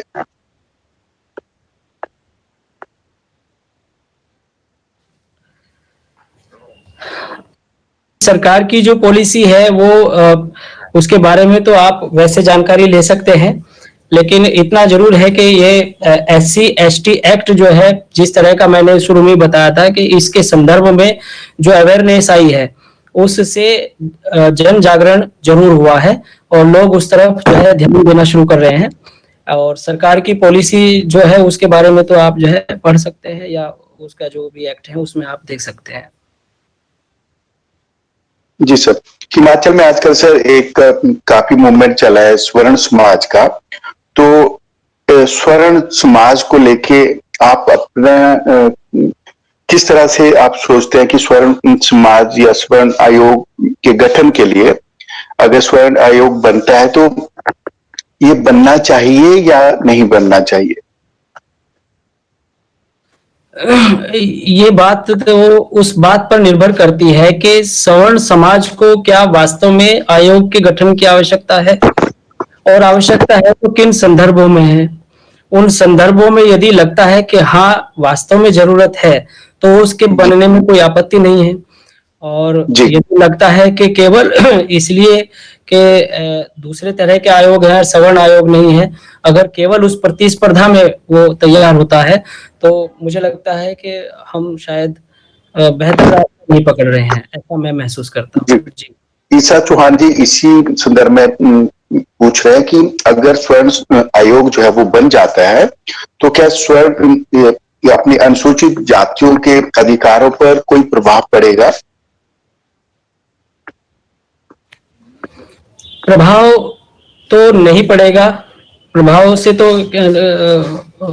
कोई विशेष मेरे ख्याल से नहीं पड़ना चाहिए, लेकिन इतना जरूर है कि हम शायद अपने अपने खांचों में फिर सुरक्षित महसूस करने के तहत एक दूसरे से थोड़ा अलग महसूस करना शुरू कर देंगे। थोड़ा थोड़ा हम एक दूसरे को एक दूसरे से अलग मानेंगे, हमारे अधिकार, हमारे कर्तव्य, हमारी लड़ाइयाँ। तो जिस समाज की मैं जो कह रहा था कि समावेशी समाज की हमें सबको एक साथ आने की और बैठ करके बात करने की आवश्यकता है, उसमें शायद कुछ परेशानियां खड़ी हो सकती हैं यदि इस तरह की चीजें सामने आती हैं तो। जी। सन्नी ठाकुर जी का एक प्रश्न है कि अगर रिजर्वेशन पॉलिसीज इंप्लीमेंट हुई है इंडिया में तो आप इसको कितना न्याय संगत मानते हैं, और आपको नहीं लगता कि ये अनरिजर्व जो हमारी सोसाइटी का पार्ट है, सोसाइटी के जो मेंबर्स है, उनके साथ ये अन्याय नहीं हो रहा? इसमें सबसे ज्यादा महत्वपूर्ण है कि आरक्षण को हम किस तरह से लेते हैं, आरक्षण को हम किस तरह समझते हैं। मैं समझता हूं कि इस एंगल्स में हमारे सवाल का जवाब छिपा होता है। उदाहरण के तौर पे यदि एक ही परिवार में 4 भाई हैं, तो 4 भाइयों को क्या पिता जो है समान करने की कोशिश नहीं करता है, माता समान करने की कोशिश नहीं करती है, किसी एक के साथ क्या भेदभाव किया जाता है। तो यदि हम भारत के तमाम नागरिक एक परिवार हैं तो उसमें आरक्षण जिनको मिला है वो उनके बारे में आपको पूरी परंपरा के बारे में ज्ञात होना चाहिए कि वो कितना पिछड़े रहे हैं और अभी भी आर्थिक और सामाजिक रूप से कितने पिछड़े हुए हैं। तो उनके आगे आने में अगर आरक्षण मदद कर रहा है तो मुझे लगता है इससे किसी को आपत्ति नहीं होनी चाहिए। और दूसरी बात यह है कि आरक्षण कितने लोगों को लाभान्वित कर पाता है, इसका भी आंकड़ा हमें रखना चाहिए। क्योंकि आप देखेंगे, जो मैं बता रहा था कि 4500 की भर्ती अभी तक बैकलॉग में पड़ी हुई है। आप किसी भी कॉलेज का विभाग उठाइए या किसी भी विभाग के जो जितने भी कर्मचारी हैं उनकी सूची आप तैयार करके देखिए, तो उसमें आपको एससी के कितने कैंडिडेट मिलेंगे। यदि आपको 1/4 भी कैंडिडेट वहां नहीं मिल पा रहे हैं, जितना कि आरक्षण है 22%, 22.5% SC ST को उतने नहीं मिल पा रहे हैं, तो फिर हम ये सवाल खड़ा भी कैसे कर सकते हैं कि हमें उनके आरक्षण से जो है सवर्ण समाज का नुकसान हो रहा है। तो फिर ये सवाल थोड़ा लगता है कि उचित नहीं है, इस पर हमें पुनर्विचार करने की आवश्यकता है आंकड़ों के आधार पर। जी जी। संजीव शर्मा जी का प्रश्न है। संजीव जी प्लीज आप खुद को अनम्यूट करके अपना प्रश्न पूछ सकते हैं। थैंक यू सुरेंद्र जी। अली अमित जी, आपका बहुत बहुत धन्यवाद। आपने विषय में बहुत अच्छी जानकारी दी। आपकी जितनी भी आपने बताया, मैं एक सहमत हूँ कि हम सब हमारे भाई बहन है, सबको एक समानता में आना चाहिए।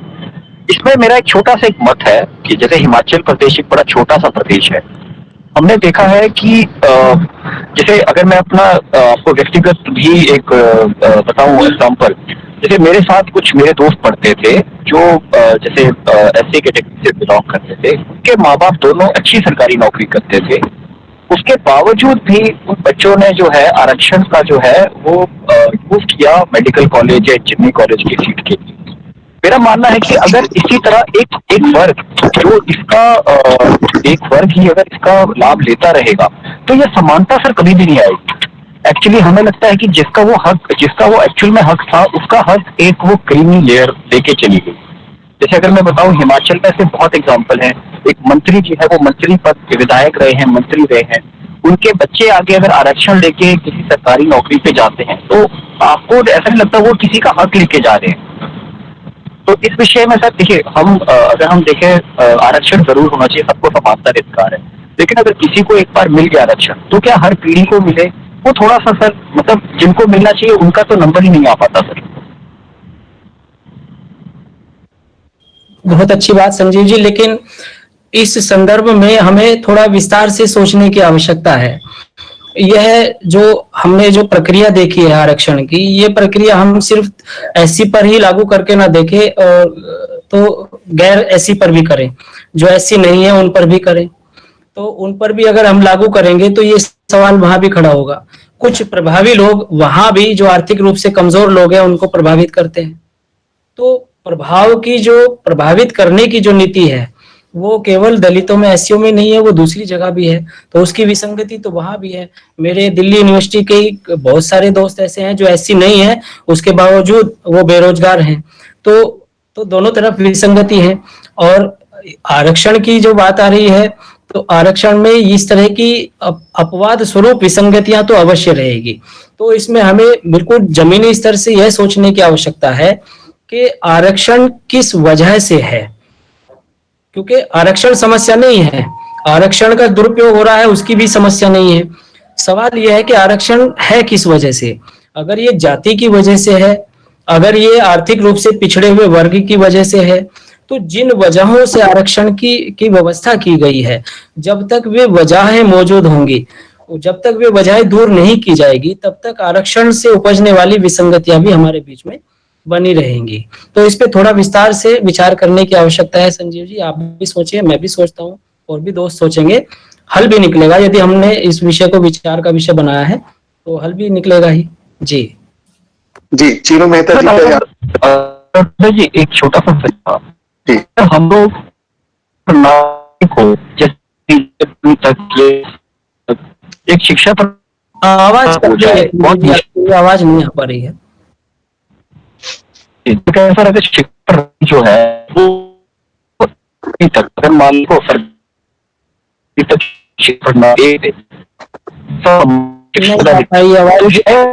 आवाज बिल्कुल। सुरेंद्र सर, अगर आप अपना माइक ऑफ करेंगे ना, एक जने की आवाज आएगी तब अच्छे से।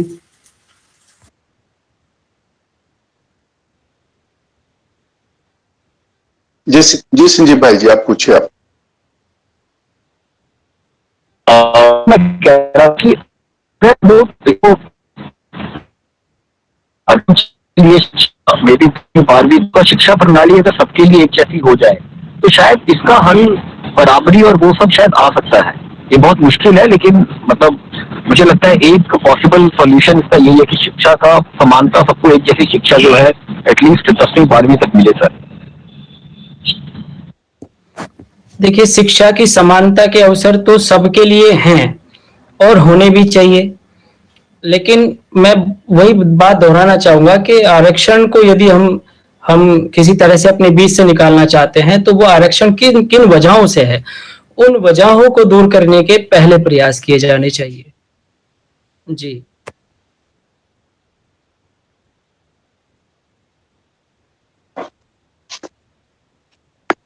सर, यहाँ पे चीनू मेहता जी का एक प्रश्न है कि जाति के आधार पर लोग तो कहते हैं कि आरक्षण का विरोध होना चाहिए, पर जातिगत जो भेदभाव है उसको खत्म करने की कोई भी बात नहीं करता। तो इस पे आप क्या संदेश देना चाहते हैं सर? उनका प्रश्न अपने आप में ही जवाब है। हमारे प्रयास जाति को समाप्त करने की तरफ ही होने चाहिए, और ये प्रयास बड़े ठोस रूप में किए जाने चाहिए, प्रैक्टिकल रूप में किए जाने चाहिए, जमीनी स्तर से किए जाने चाहिए और लोग से जुड़ करके किए जाने चाहिए। क्योंकि नगरों में बड़ा बड़ा साहित्य रचने से और बड़े बड़े विचारधारा से जुड़ करके काम करने से वैसा रिजल्ट नहीं आता है। क्योंकि जो बौद्धिक वर्ग है वो जैसा कि अम्बेडकर ने कहा था कि अगर बौद्धिक आदमी अपनी ज्ञान का चालाकी पूर्ण दुरुपयोग करता है तो वह अधिक खतरनाक होता है बनिस्बत एक निरक्षर व्यक्ति के। निरक्षर व्यक्ति उतना खतरनाक साबित नहीं होता है जितना बौद्धिक चालाकीपूर्ण होता है। और आरक्षण में भी जो बौद्धिक हुए हैं, सक्षम हुए हैं, उनकी चालाकी स्वयं उनके समाज को, दलित समाज को भी नुकसान पहुंचा रही है। तो हमें जो अपनी जो व्यक्तिगत आकांक्षाएं हैं और अपने को श्रेष्ठ बना देने की या बहुत अधिक साधन संपन्न बनाने की जो आकांक्षाएं हैं, उन सबसे थोड़ा सा अपने आप को विरक्त करना चाहिए और खुले मन से, खुले विचारों से ये विचार करना चाहिए कि जो भी देश का पिछड़ा वर्ग है, जो भी, चाहे वो जातिगत रूप में पिछड़ा हो, चाहे वो आर्थिक रूप से पिछड़ा हुआ हो, या वह किसी भी रूप में, कम से कम मनुष्य होने के उन अधिकारों से जिन्हें मानवाधिकार इंगित करता है जिनकी तरफ, उनसे वंचित न हो। और उसके लिए हमें प्रयास करने चाहिए, और उसके लिए यदि हमें अपना स्पेस थोड़ा छोड़ने की भी आवश्यकता हो तो हमें, मेरे ख्याल से, छोड़ देना चाहिए। इसका संदेश तो हमें बड़े बड़े समाज सुधारकों ने और हमारे पढ़े लिखे वर्ग ने, नेताओं ने, इन्होंने दिया ही है। जो अच्छे नेता हमारे रहे आजादी से पूर्व के, उनके जीवन से हमें मिलता ही है। तो उस तरफ ध्यान देने की आवश्यकता है। बिल्कुल जी।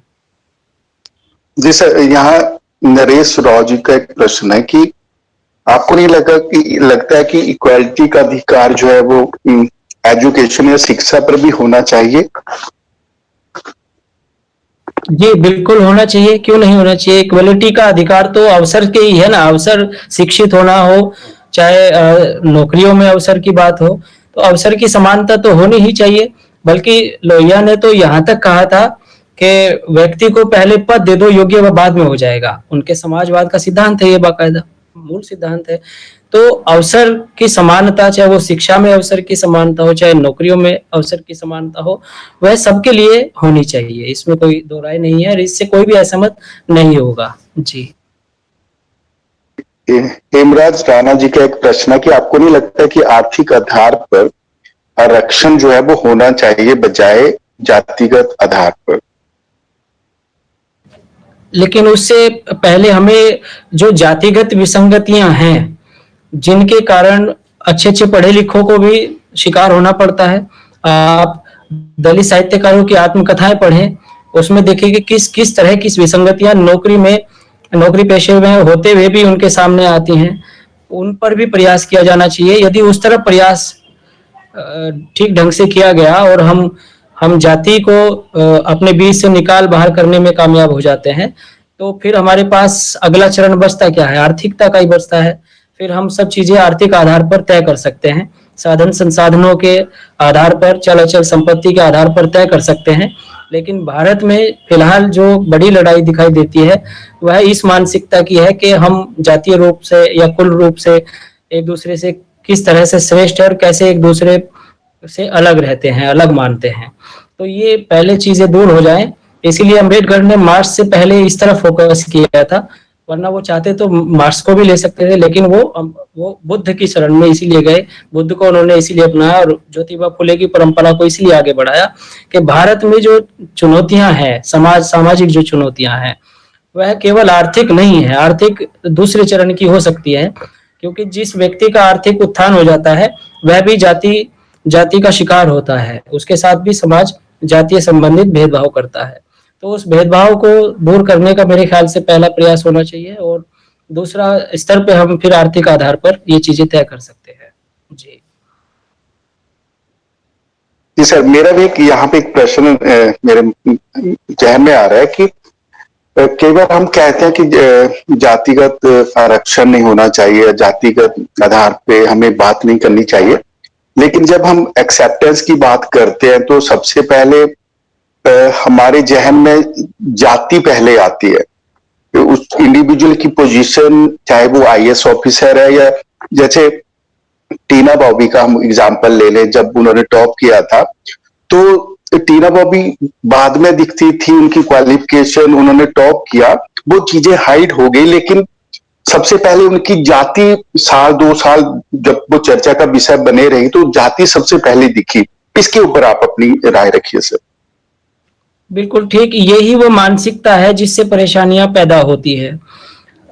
जैसे मान लीजिए इस समय हमारे राष्ट्रपति कोविंद जी हैं, तो हमारे जहन में अगर ये सवाल पैदा होता है कि वह दलित से जाति से है, ऐसी जाति से है, तो ये जो मानसिकता है ये पदों से भी बढ़कर के हो जाती है ना। तो इस तरह के उदाहरण टीना डाबी का आपने बताया ही है, ये तो होती है। पायल तड़वी का उदाहरण आया है, और ऐसी बहुत सारी कहानियां दलित साहित्य में दर्ज हुई हैं जो वे नौकरी में है और स्टाफ उनके साथ जातीय भेदभाव करता है। और ये जो भेदभाव है सुरेंद्र जी, ये इतना महीन भेदभाव है कि कई बार ये अपना काम करता रहता है और समझ में नहीं आता है। इवन आपके बात करने का एंगल बदलते ही भेदभाव होना शुरू हो जाता है। आपकी वाणी की टोन अगर बदल जाती है तो उसमें भी भेदभाव की संभावनाएं नजर आने लगती है। और जब से SC/ST एक्ट की व्यवस्था हुई है तब से यह अमूर्त रूप से और अधिक मजबूत हुआ है। पहले तो खुले रूप में समझ में भी आ जाता था, लेकिन अब कौन किसके साथ जातीय भेदभाव के तहत व्यवहार कर रहा है इसका कई बार पता भी नहीं चल पाता है और पीड़ित इससे लगातार पीड़ित होता रहता है। तो ये बहुत गहरी विसंगतियां हैं और ये इसकी जड़ें जो है हमारी अपनी मानसिकता में मौजूद है। उस मानसिकता के परिवर्तन के बगैर इसकी जड़ें नहीं उखाड़ी जा सकती हैं। और इस प्रयास के लिए केवल दलित समाज या दलित साहित्यकार ही प्रतिबद्ध नहीं है, सभी साहित्यकारों को इसके लिए प्रतिबद्ध होना चाहिए, तभी हम जो है सिमिलरिटी की बात कर सकते हैं। जी यहाँ पे भाई विनोद योगाचार्य जी का भी एक प्रश्न है कि आपको नहीं लगता है कि अनुसूचित जातियों में भी ऐसे वर्ग हैं कि जिनको उनके अधिकार नहीं मिल पाते, तो आपको क्या लगता है कि उनके अधिकार दिलाने में किस तरह के प्रयास जो है वो होने चाहिए? बिल्कुल, दलित समाज की जितनी जातियां हैं जो SC के अंतर्गत सूचीबद्ध की गई हैं वे सैकड़ों की तादाद में है और उसमें से कुछ एक जातियां ही उभर करके सामने आती हैं। 2 4 6 के नाम आप ले सकते हैं, बाकी का नहीं ले सकते हैं, उनकी काउंटिंग नहीं होती है। शायद इसलिए नहीं हो पाती है कि वहां शिक्षा का जो प्रकाश पहुंचना चाहिए था उन अंधेरे कोनों में वो नहीं पहुंचा है और उनका साहित्य भी ना के बराबर आ रहा है। उदाहरण के तौर पे अगर ओम प्रकाश वाल्मीकि ने अपना नाम लगाया और ओम प्रकाश वाल्मीकि एक समृद्ध साहित्यकार समाज के सामने उभर करके सामने आए तो उस तरफ अवेयरनेस चली गई है। लेकिन जो दूसरी जातियां हैं उनका लिखा पढ़ा सामने नहीं आया है तो उस तरफ अवेयरनेस इस तरह की चीजें नहीं पहुंच पाई है। तो उसकी जिम्मेदारी तो कौन लेगा? दलित समाज को भी लेनी चाहिए, गैर दलित को भी लेनी चाहिए, भारतीय सरकार को भी लेनी चाहिए और राज्य सरकारों को भी लेनी चाहिए, या पंचायत जो व्यवस्था है, पंचायती व्यवस्था है, उनको भी लेनी चाहिए। इसमें तो सभी की जिम्मेदारी है और ये चीजें स्थानीय स्तर से सुधर करके सामने आ सकती हैं। स्थानीय स्तर से इसका प्रयास किए जाने चाहिए। जी अभिषेक जी यहाँ पे कह रहे हैं कि जितने भी रिजर्व कैटेगरीज हैं, SCs हैं, उनको रिजर्वेशन तभी मिला है कि जो अपर कास्ट जितनी भी है उन्होंने उनको किसी ना किसी तरह से दबाया है, डिप्रेस किया है। उसकी वजह से सरकार ने इस तरह का प्रोविजन रखा गया कि उनको रिजर्वेशन का लाभ मिल सके। इस पे सर आप अपनी टिप्पणी रखिए जी। इसमें प्रश्न जैसी तो कोई बात नहीं है, वो तो है ही कि अपर कास्ट ने उनको दबाया है किसी न किसी रूप में और उसी कारण से संविधान में रिजर्वेशन की व्यवस्था करनी पड़ी।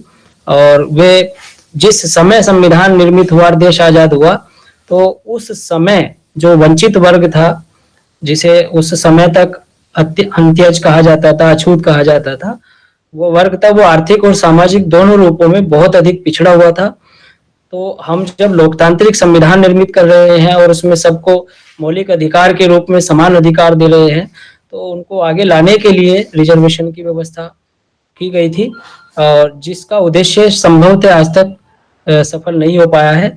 इसीलिए रिजर्वेशन बना हुआ है और रिजर्वेशन में राजनीतिक भी कारण हो सकते हैं, क्योंकि ये अभी तक देखने में आया कि जो सरकारें आती हैं उनके लिए एक राजनीतिक मुद्दा रहता है और उस मुद्दे को कोई भी राजनीतिक पार्टी कोई भी मुद्दा अपना खत्म नहीं करना चाहती है, इसलिए वो उसके संदर्भ में सॉल्यूशन भी जो है कारगर जो सॉल्यूशन होना चाहिए वो नहीं देती है। तो ये विसंगतियां हैं और उन विसंगतियों की वजह से आरक्षण बना हुआ है, ना तो वह उद्देश्यों को प्राप्त हुआ है। आप आरक्षण को कुछ इस तरह से मान सकते हैं कि जैसे महाभारत में भीष्म जो थे सरसैया पे पड़े हुए थे, तो वो ना तो जीवित अवस्था में माने जा सकते थे ठीक से और ना ही मृत अवस्था में। तो है, लेकिन वो किस अवस्था में है, वो उसी सरसैया पे पड़ा हुआ आरक्षण है और इस तरह से हमें देखना समझने की आवश्यकता है। जी सर, सबीना जहां का एक प्रश्न है कि ये कह रहे हैं कि आपको नहीं लगता कि जातिगत आधार पर आरक्षण की बजाय आर्थिक आधार पर आरक्षण होना चाहिए, क्योंकि अगर ऐसा होता है तो जो समाज में एक गैप पड़ रहा है हमारी सोसाइटी में कि कुछ संपन्न वर्ग निकल के आ रहे हैं और कुछ अभी भी काफी पिछड़ रहे हैं, तो इस गैप को या इस खाई को हम लोग फिर कम नहीं कर पाएंगे? आरक्षण को आर्थिक आधार पर करने में कोई परेशानी नहीं है, लेकिन आर्थिक आधार पर आरक्षण करना इस बात की गारंटी नहीं हो सकता है कि जो जातीय भेदभाव जो समाज के अंदर बढ़ता जाता है कि उसका सॉल्यूशन हो जाएगा। उसका सॉल्यूशन भी हमें ही तलाश करना पड़ेगा। तो जो व्यवस्था भारतीय संविधान में की है, बाकायदा संविधान समिति थी और बड़े बड़े लीजेंड व्यक्ति, बुद्धिजीवी व्यक्तियों ने संविधान निर्मित किया है, वो बना हुआ है, तो वह किन्हीं कारणों से ही बना होगा। हम जिस स्तर से सोच रहे हैं वह अलग ढंग की समस्या है आर्थिक आधार वाली, और ये जो आरक्षण वाली का जो आधार है वो अलग ढंग की समस्या है। तो दो समस्याओं को एक समाधान से हम नहीं सुलझा सकते हैं, दोनों के समाधान हमें तलाश करने पड़ेंगे। जी जी सर, यहाँ सन्नी जी का एक प्रश्न है कि आपको नहीं लगता कि शिक्षा का आज के समय में अभाव है, कि लैक ऑफ एजुकेशन है, जिसकी वजह से काफी समुदाय जो अपने बच्चों को सरकारी स्कूल में दाखिल नहीं करवा पाते? अगर इससे संबंधित आपके पास कोई उदाहरण है तो वो आप हमारे साथ साझा कीजिए। एक बार फिर से दोहरा दीजिए, प्रश्न क्या है? सर, इनका प्रश्न है कि आपको नहीं लगता कि ये सारी जितनी अभी तक हमने चर्चा की, ये शिक्षा के अभाव में ये सारी चीजें हो रही है, और आपको नहीं लगता कि काफी समुदाय जो है वो अपने बच्चों को सरकारी स्कूल में नहीं पढ़ाते, जितना मैं इनके प्रश्न को समझ पा रहा हूँ? सैनी जी, अगर आप अपना प्रश्न खुद ही बोल दें तो अच्छा रहेगा। ठीक है, ये बात जो कहना चाहते हैं, जी बोलिए।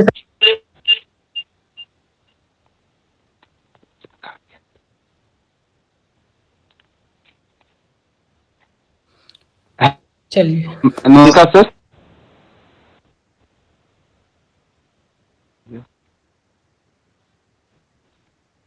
चलिए, जितना मैं समझ पा रहा हूँ उसके आधार पर मैं बता देता हूँ कि हाँ, शिक्षा का जो रेशो है उतना अभी नहीं हुआ है समाज के अंदर, और वह कई कारणों से है।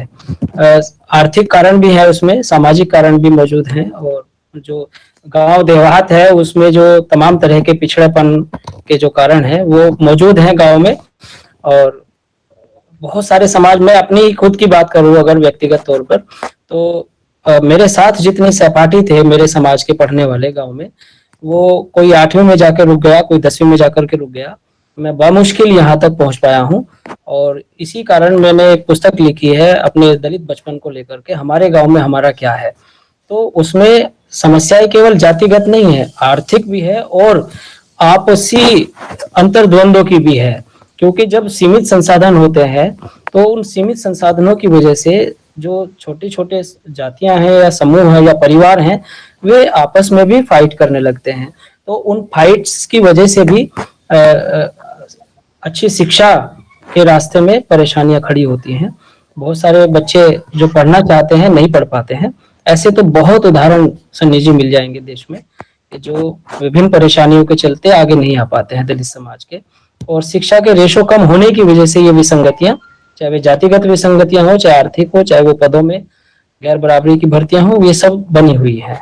जी सर, मैं अंतिम प्रश्न ले रहा हूँ कि अभिषेक जी पूछ रहे हैं कि आपको नहीं लगता, आपको सर, क्या देश में आरक्षण होना चाहिए? अगर होना चाहिए तो क्यों?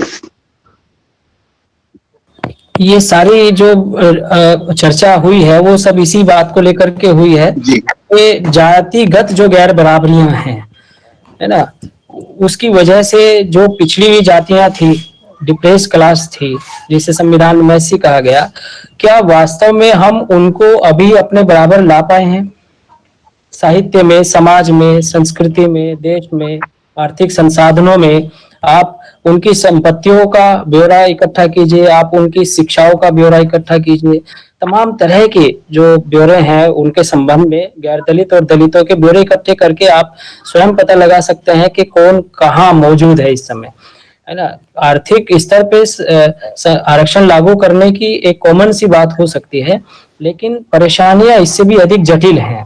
उन परेशानियों को बगैर विशद अध्ययन के नहीं समझा जा सकता है। तो इस तरफ ब्यौरे के आधार पर मैंने आंकड़े कुछ प्रस्तुत किए थे और मिलेश जी द्वारा जो अत्याचार के, शोषण और उत्पीड़न के थे वो दर्ज किए थे, उनसे भी निपटने की जिम्मेदारी हम सब लोगों की है।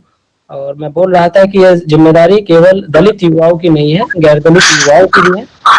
हम सब अपनी अपनी जिम्मेदारियां लें और एक बेहतर समाज बनाने की तरफ आगे आए। जी जी सर, शायद जो मैंने अपना प्रश्न पूछा था, कुछ काफी लोगों को लग रहा होगा कि मैं उसको मैं एग्जाम्पल के थ्रू अगर मैं समझाना चाहूँ तो, अगर आप लोग इजाजत दे तो मैं एक एग्जाम्पल देता हूँ जो मैंने खुद फेस किया था जी कि एक्सेप्टेंस किस तरह से मैं कहना चाह रहा था। तो यहाँ केबी पिंजौर मैं जॉब करता था, तो वहां पे सीआरपीएफ का कैंपस था जहां पे वो स्कूल था। तो वहां के नए डीआईजी जो थे वो दलित वर्ग से थे, एससी थे। तो उन्होंने ये किया कि जितना भी कॉलेज हमारे स्कूल का स्टाफ रहता था उनको मेन गेट से एंट्री देने के बजाय उन्होंने सेकंड नंबर जो गेट था वहां से एंट्री कर दी, कुछ सिक्योरिटी इश्यूज की वजह से, क्योंकि बार बार वो गेट खोलना पड़ता था। तो मेरे साथ ही एक कुलीग थे, तो हम स्कूल जा रहे थे, तो इसी विषय में बात चली चलते चलते कि देखो यार कि अच्छे से हम लोग यहाँ से आ जाते थे, कुछ टाइम भी हमें स्कूल तक पहुंचने के लिए लगता था, लेकिन अब गाड़ी को हमें घुमा के लाना पड़ता है। तो मैंने भी कह दिया कि ठीक है, कुछ सिक्योरिटी इशू हो सकते हैं, उनको हर एक इंडिविजुअल का अपना वर्किंग वे रहता है कि वो किस तरह से कौन सी चीजें कहाँ इंप्लीमेंट करे। तो वहां उन्होंने एक बात की, हरियाणा के रहने वाले थे मूलतः। तो उन्होंने मुझे एक बात बोली कि आपको पता है कि वो ऐसी है या इस पर्टिकुलर कास्ट से है। उस संदर्भ में संजीवनी में कहना चाह रहा था कि वो आप किस पोस्ट पे हो, आप क्या रूल एंड रेगुलेशन वहां पे इंप्लीमेंट कर रहे हो, वो आप इंडिविजुअल की क्वालिटीज को नहीं देखते, आप उसके जाति को पहले देखते हैं कि वो इस कास्ट का है, तब उन्होंने वो वहां इंप्लीमेंट की। उससे अगर वो किसी दूसरी कास्ट का होता तो शायद वो वहां बात ही ना उठती। मैं उस संदर्भ में वो अपनी बात कह रहा था। बिल्कुल सुरेंद्र जी, ये बात ठीक है। और ये बात बाबू जगजीवन राम ने भी कही थी कि गांव में भेदभाव बहुत होता है। अंबेडकर ने भी इस बात को स्वीकार किया, और जो मैंने भी पुस्तक लिखी है उसमें भी हमारे गांव में हमारा क्या है इसी बात को दर्ज किया है। और मैं ये मानता हूँ कि गांव में अक्सर ये माना जाता है कि वहाँ बहुत सौहार्दपूर्ण माहौल पाया जाता है, वहाँ सब लोग प्रेम से रहते हैं और तरह तरह की गांव के बारे में ना बहुत अच्छी अच्छी और बेहतर बातें सोची जाती हैं। लेकिन मैं ये कहता हूँ कि गांव में अगर किसी को अपना सामाजिक वजूद नापना हो तो दो काम करके देख ले। एक तो इलेक्शन जो होते हैं प्रधानी के, वह लड़के देख ले, और या किसी से झगड़ा करके देख ले, उसको अपना सामाजिक वजूद पता चल जाएगा।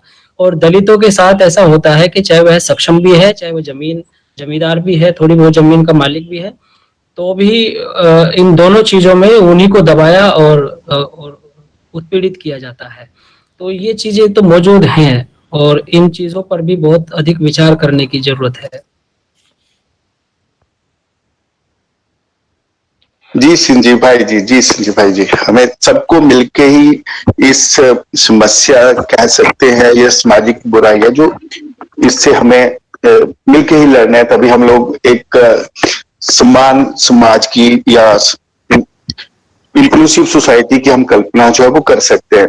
काफी अच्छा सेशन ये रहा सर। काफी डॉक्टर सुरेंद्र, अगर आपकी अनुमति हो, अभी मैं यात्रा में था, अभी कहीं पर मैं पहुंचा हूँ। जी सर जी। तो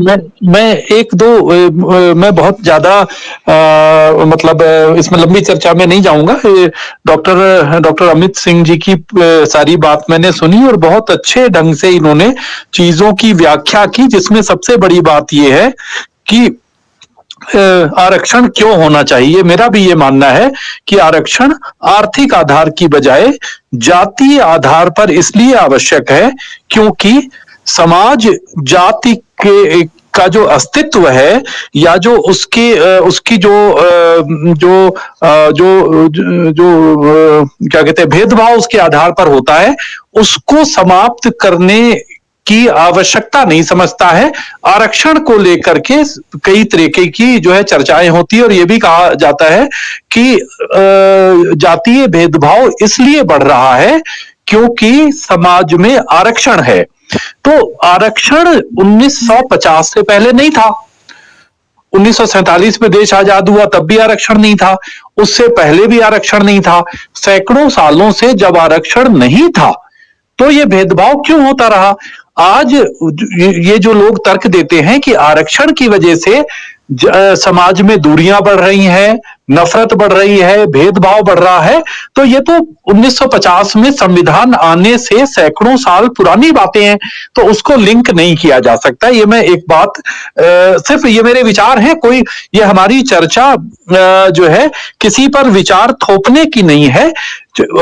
हमें चीजों को समझने और एक सही परसेप्शन अपना एक अपनी सही अवधारणा जो है विकसित करने के लिए स्थान देता है, क्योंकि हम लोकतंत्र में हैं, सबको अपने विचार आरक्षण का के जो है समर्थन में और उसके विरोध में बोलने का सबको अधिकार है, क्योंकि लोकतंत्र है। लेकिन मेरा अपना मत है कि आरक्षण को भेदभाव के साथ ये इस तरीके से लिंक नहीं किया जा सकता है कि आरक्षण के कारण से भेदभाव हमारे समाज में जारी है या बढ़ रहा है। दूसरा, मेरी अपनी भी कुछ विचार है, हालांकि वो विचार उमंग फाउंडेशन के बिल्कुल नहीं है।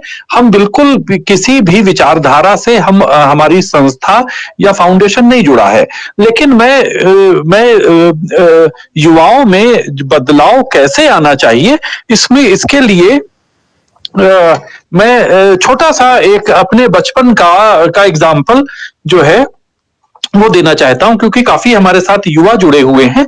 मैं बचपन से मेरा पूरा परिवार राष्ट्रीय स्वयंसेवक संघ के साथ जुड़ा हुआ था। 10 वर्ष की उम्र से मैं भी शाखा में जाता था। तो हमारे घर पर उस समय, हमारे घर पर क्या, गांव के इलाकों में कहीं पर भी चेतना इतनी नहीं थी कि सिर पर मैला नहीं ढोना चाहिए, ये अमानवीय है, ये चेतना ही नहीं थी। ये मैं आज से 50 वर्ष पहले की बात बता रहा हूं। तो चूंकि मेरा परिवार जो है संघ की धारणा से जो है प्रेरित था, जिसमें कि ये माना जाता है कि छुआछूत के लिए समाज में कोई स्थान नहीं है, और यदि छुआछूत पाप नहीं है तो कुछ भी पाप नहीं है। ये जो संघ के सरसंघ चालक थे उस समय भी थे, जबकि मैं घटना बता रहा हूं, बाला साहब देवरस, उन्होंने कहा था। तो हमारे घर पर जो मैला धोने के लिए आती थी, हम उनको सम्मान से जो है चाची कहते थे। तो जो चाची का जो बेटा था, उसका नाम अभी भी मुझे याद है, प्रेमचंद। मैं उनके घर पर जाता था और उनकी माताजी जो चाची जिनको हम कहते थे, वो हमें कुछ भी खाने के लिए ऑफर नहीं करती थी।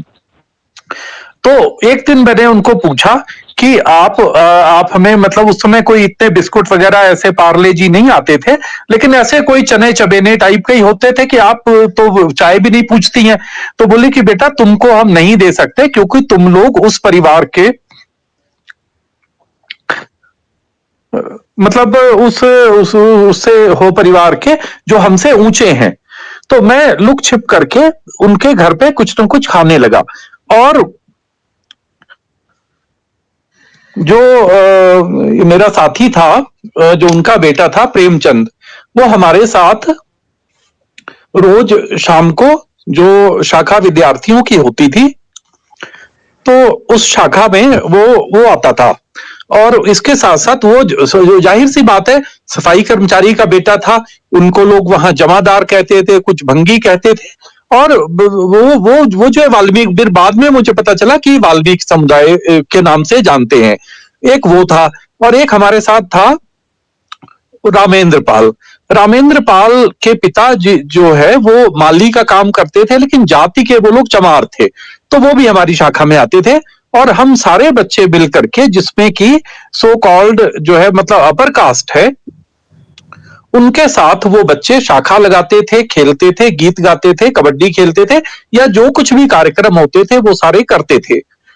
तो वो उन दोनों को आरक्षण का लाभ मिला, और वो प्रेमचंद और रामेंद्र पाल, जो कि बिल्कुल अत्यंत महादलित हम कह सकते हैं, उस परिवेश में आरक्षण का लाभ लेकर के वो लोग आज शिक्षा के क्षेत्र में अच्छे जो है पोस्ट पर हैं, टीचिंग में है दोनों।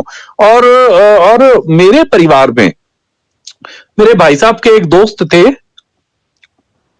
जो उनके साथ पढ़ते थे, लेकिन वो एक जाति होती है उत्तर प्रदेश के गांव में, धानुक, उस धानुक जाति के थे। तो वो चूंकि भाई के मित्र थे और हमारे ये क्या कहते हैं, मेरी माताजी पिताजी जाति आधारित भेदभाव में बिल्कुल विश्वास नहीं करते थे, तो वो हमारे घर आते थे और हमारे साथ जमीन में बैठ करके उन्हीं थालियों में खाना खाते थे, जिन थालियों में हम सारे लोग खाते थे।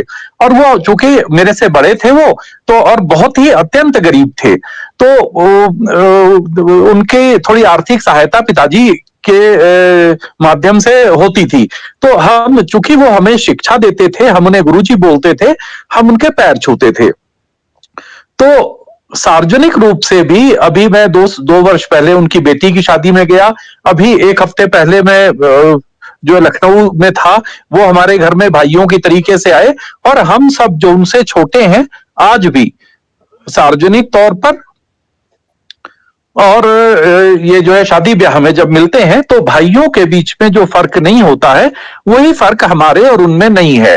तो लोग हैरानी से उस समय भी देखते थे कि इस जाति के लोग इस जाति के बच्चे के पैर छूते हैं सार्वजनिक रूप से।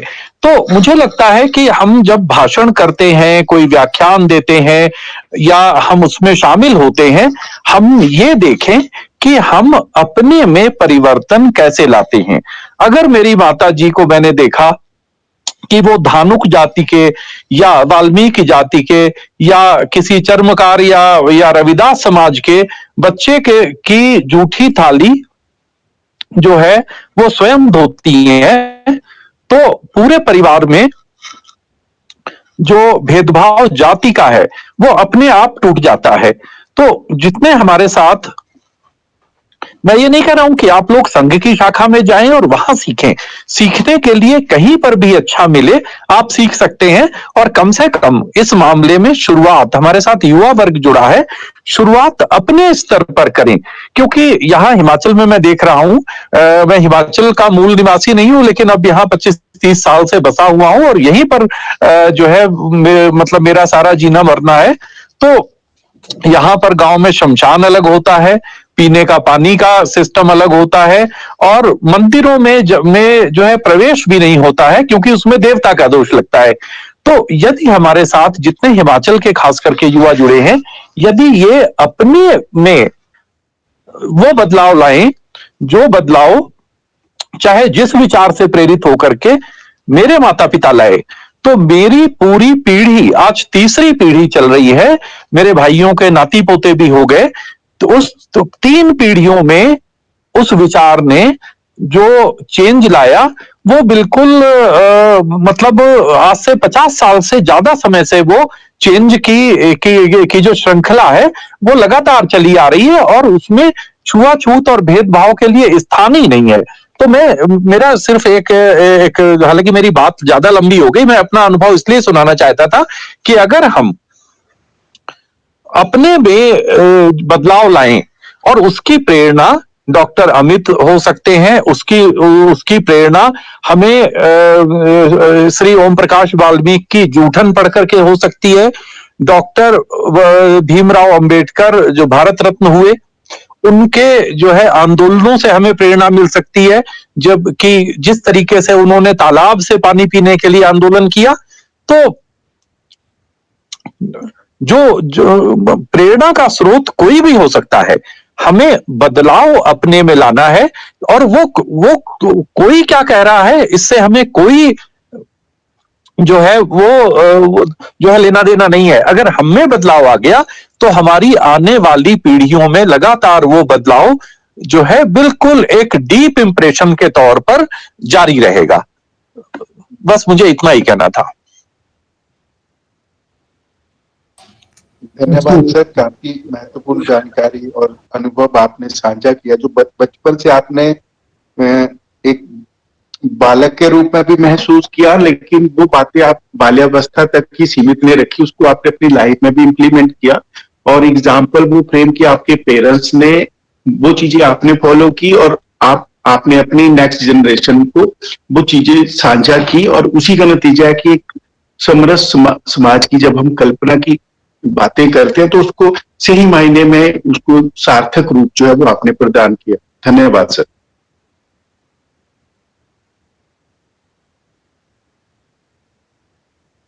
अब मेरा निवेदन रहेगा हमारी छोटी बहन सुबीना जहां से कि वे आज के कार्यक्रम के समापन संबोधन को रखें।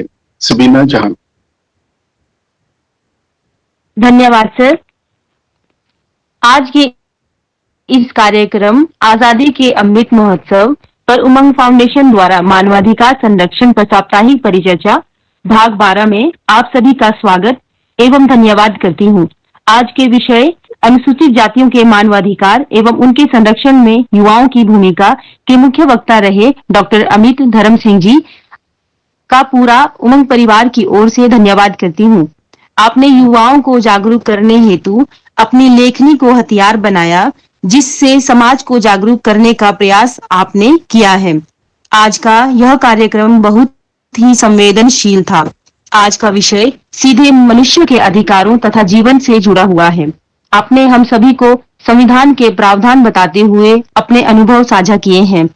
अपना वक्तव्य पूरा करने के बाद आपने सभी प्रश्नों के उत्तर संतुष्टजनक सभी को दिए हैं। आपका पूरी उमंग टीम की तरफ से हार्दिक धन्यवाद करती हूँ। आपने अपना कीमती समय निकालकर हमें उपयोगी जानकारी दी। श्रीमान, आपका धन्यवाद।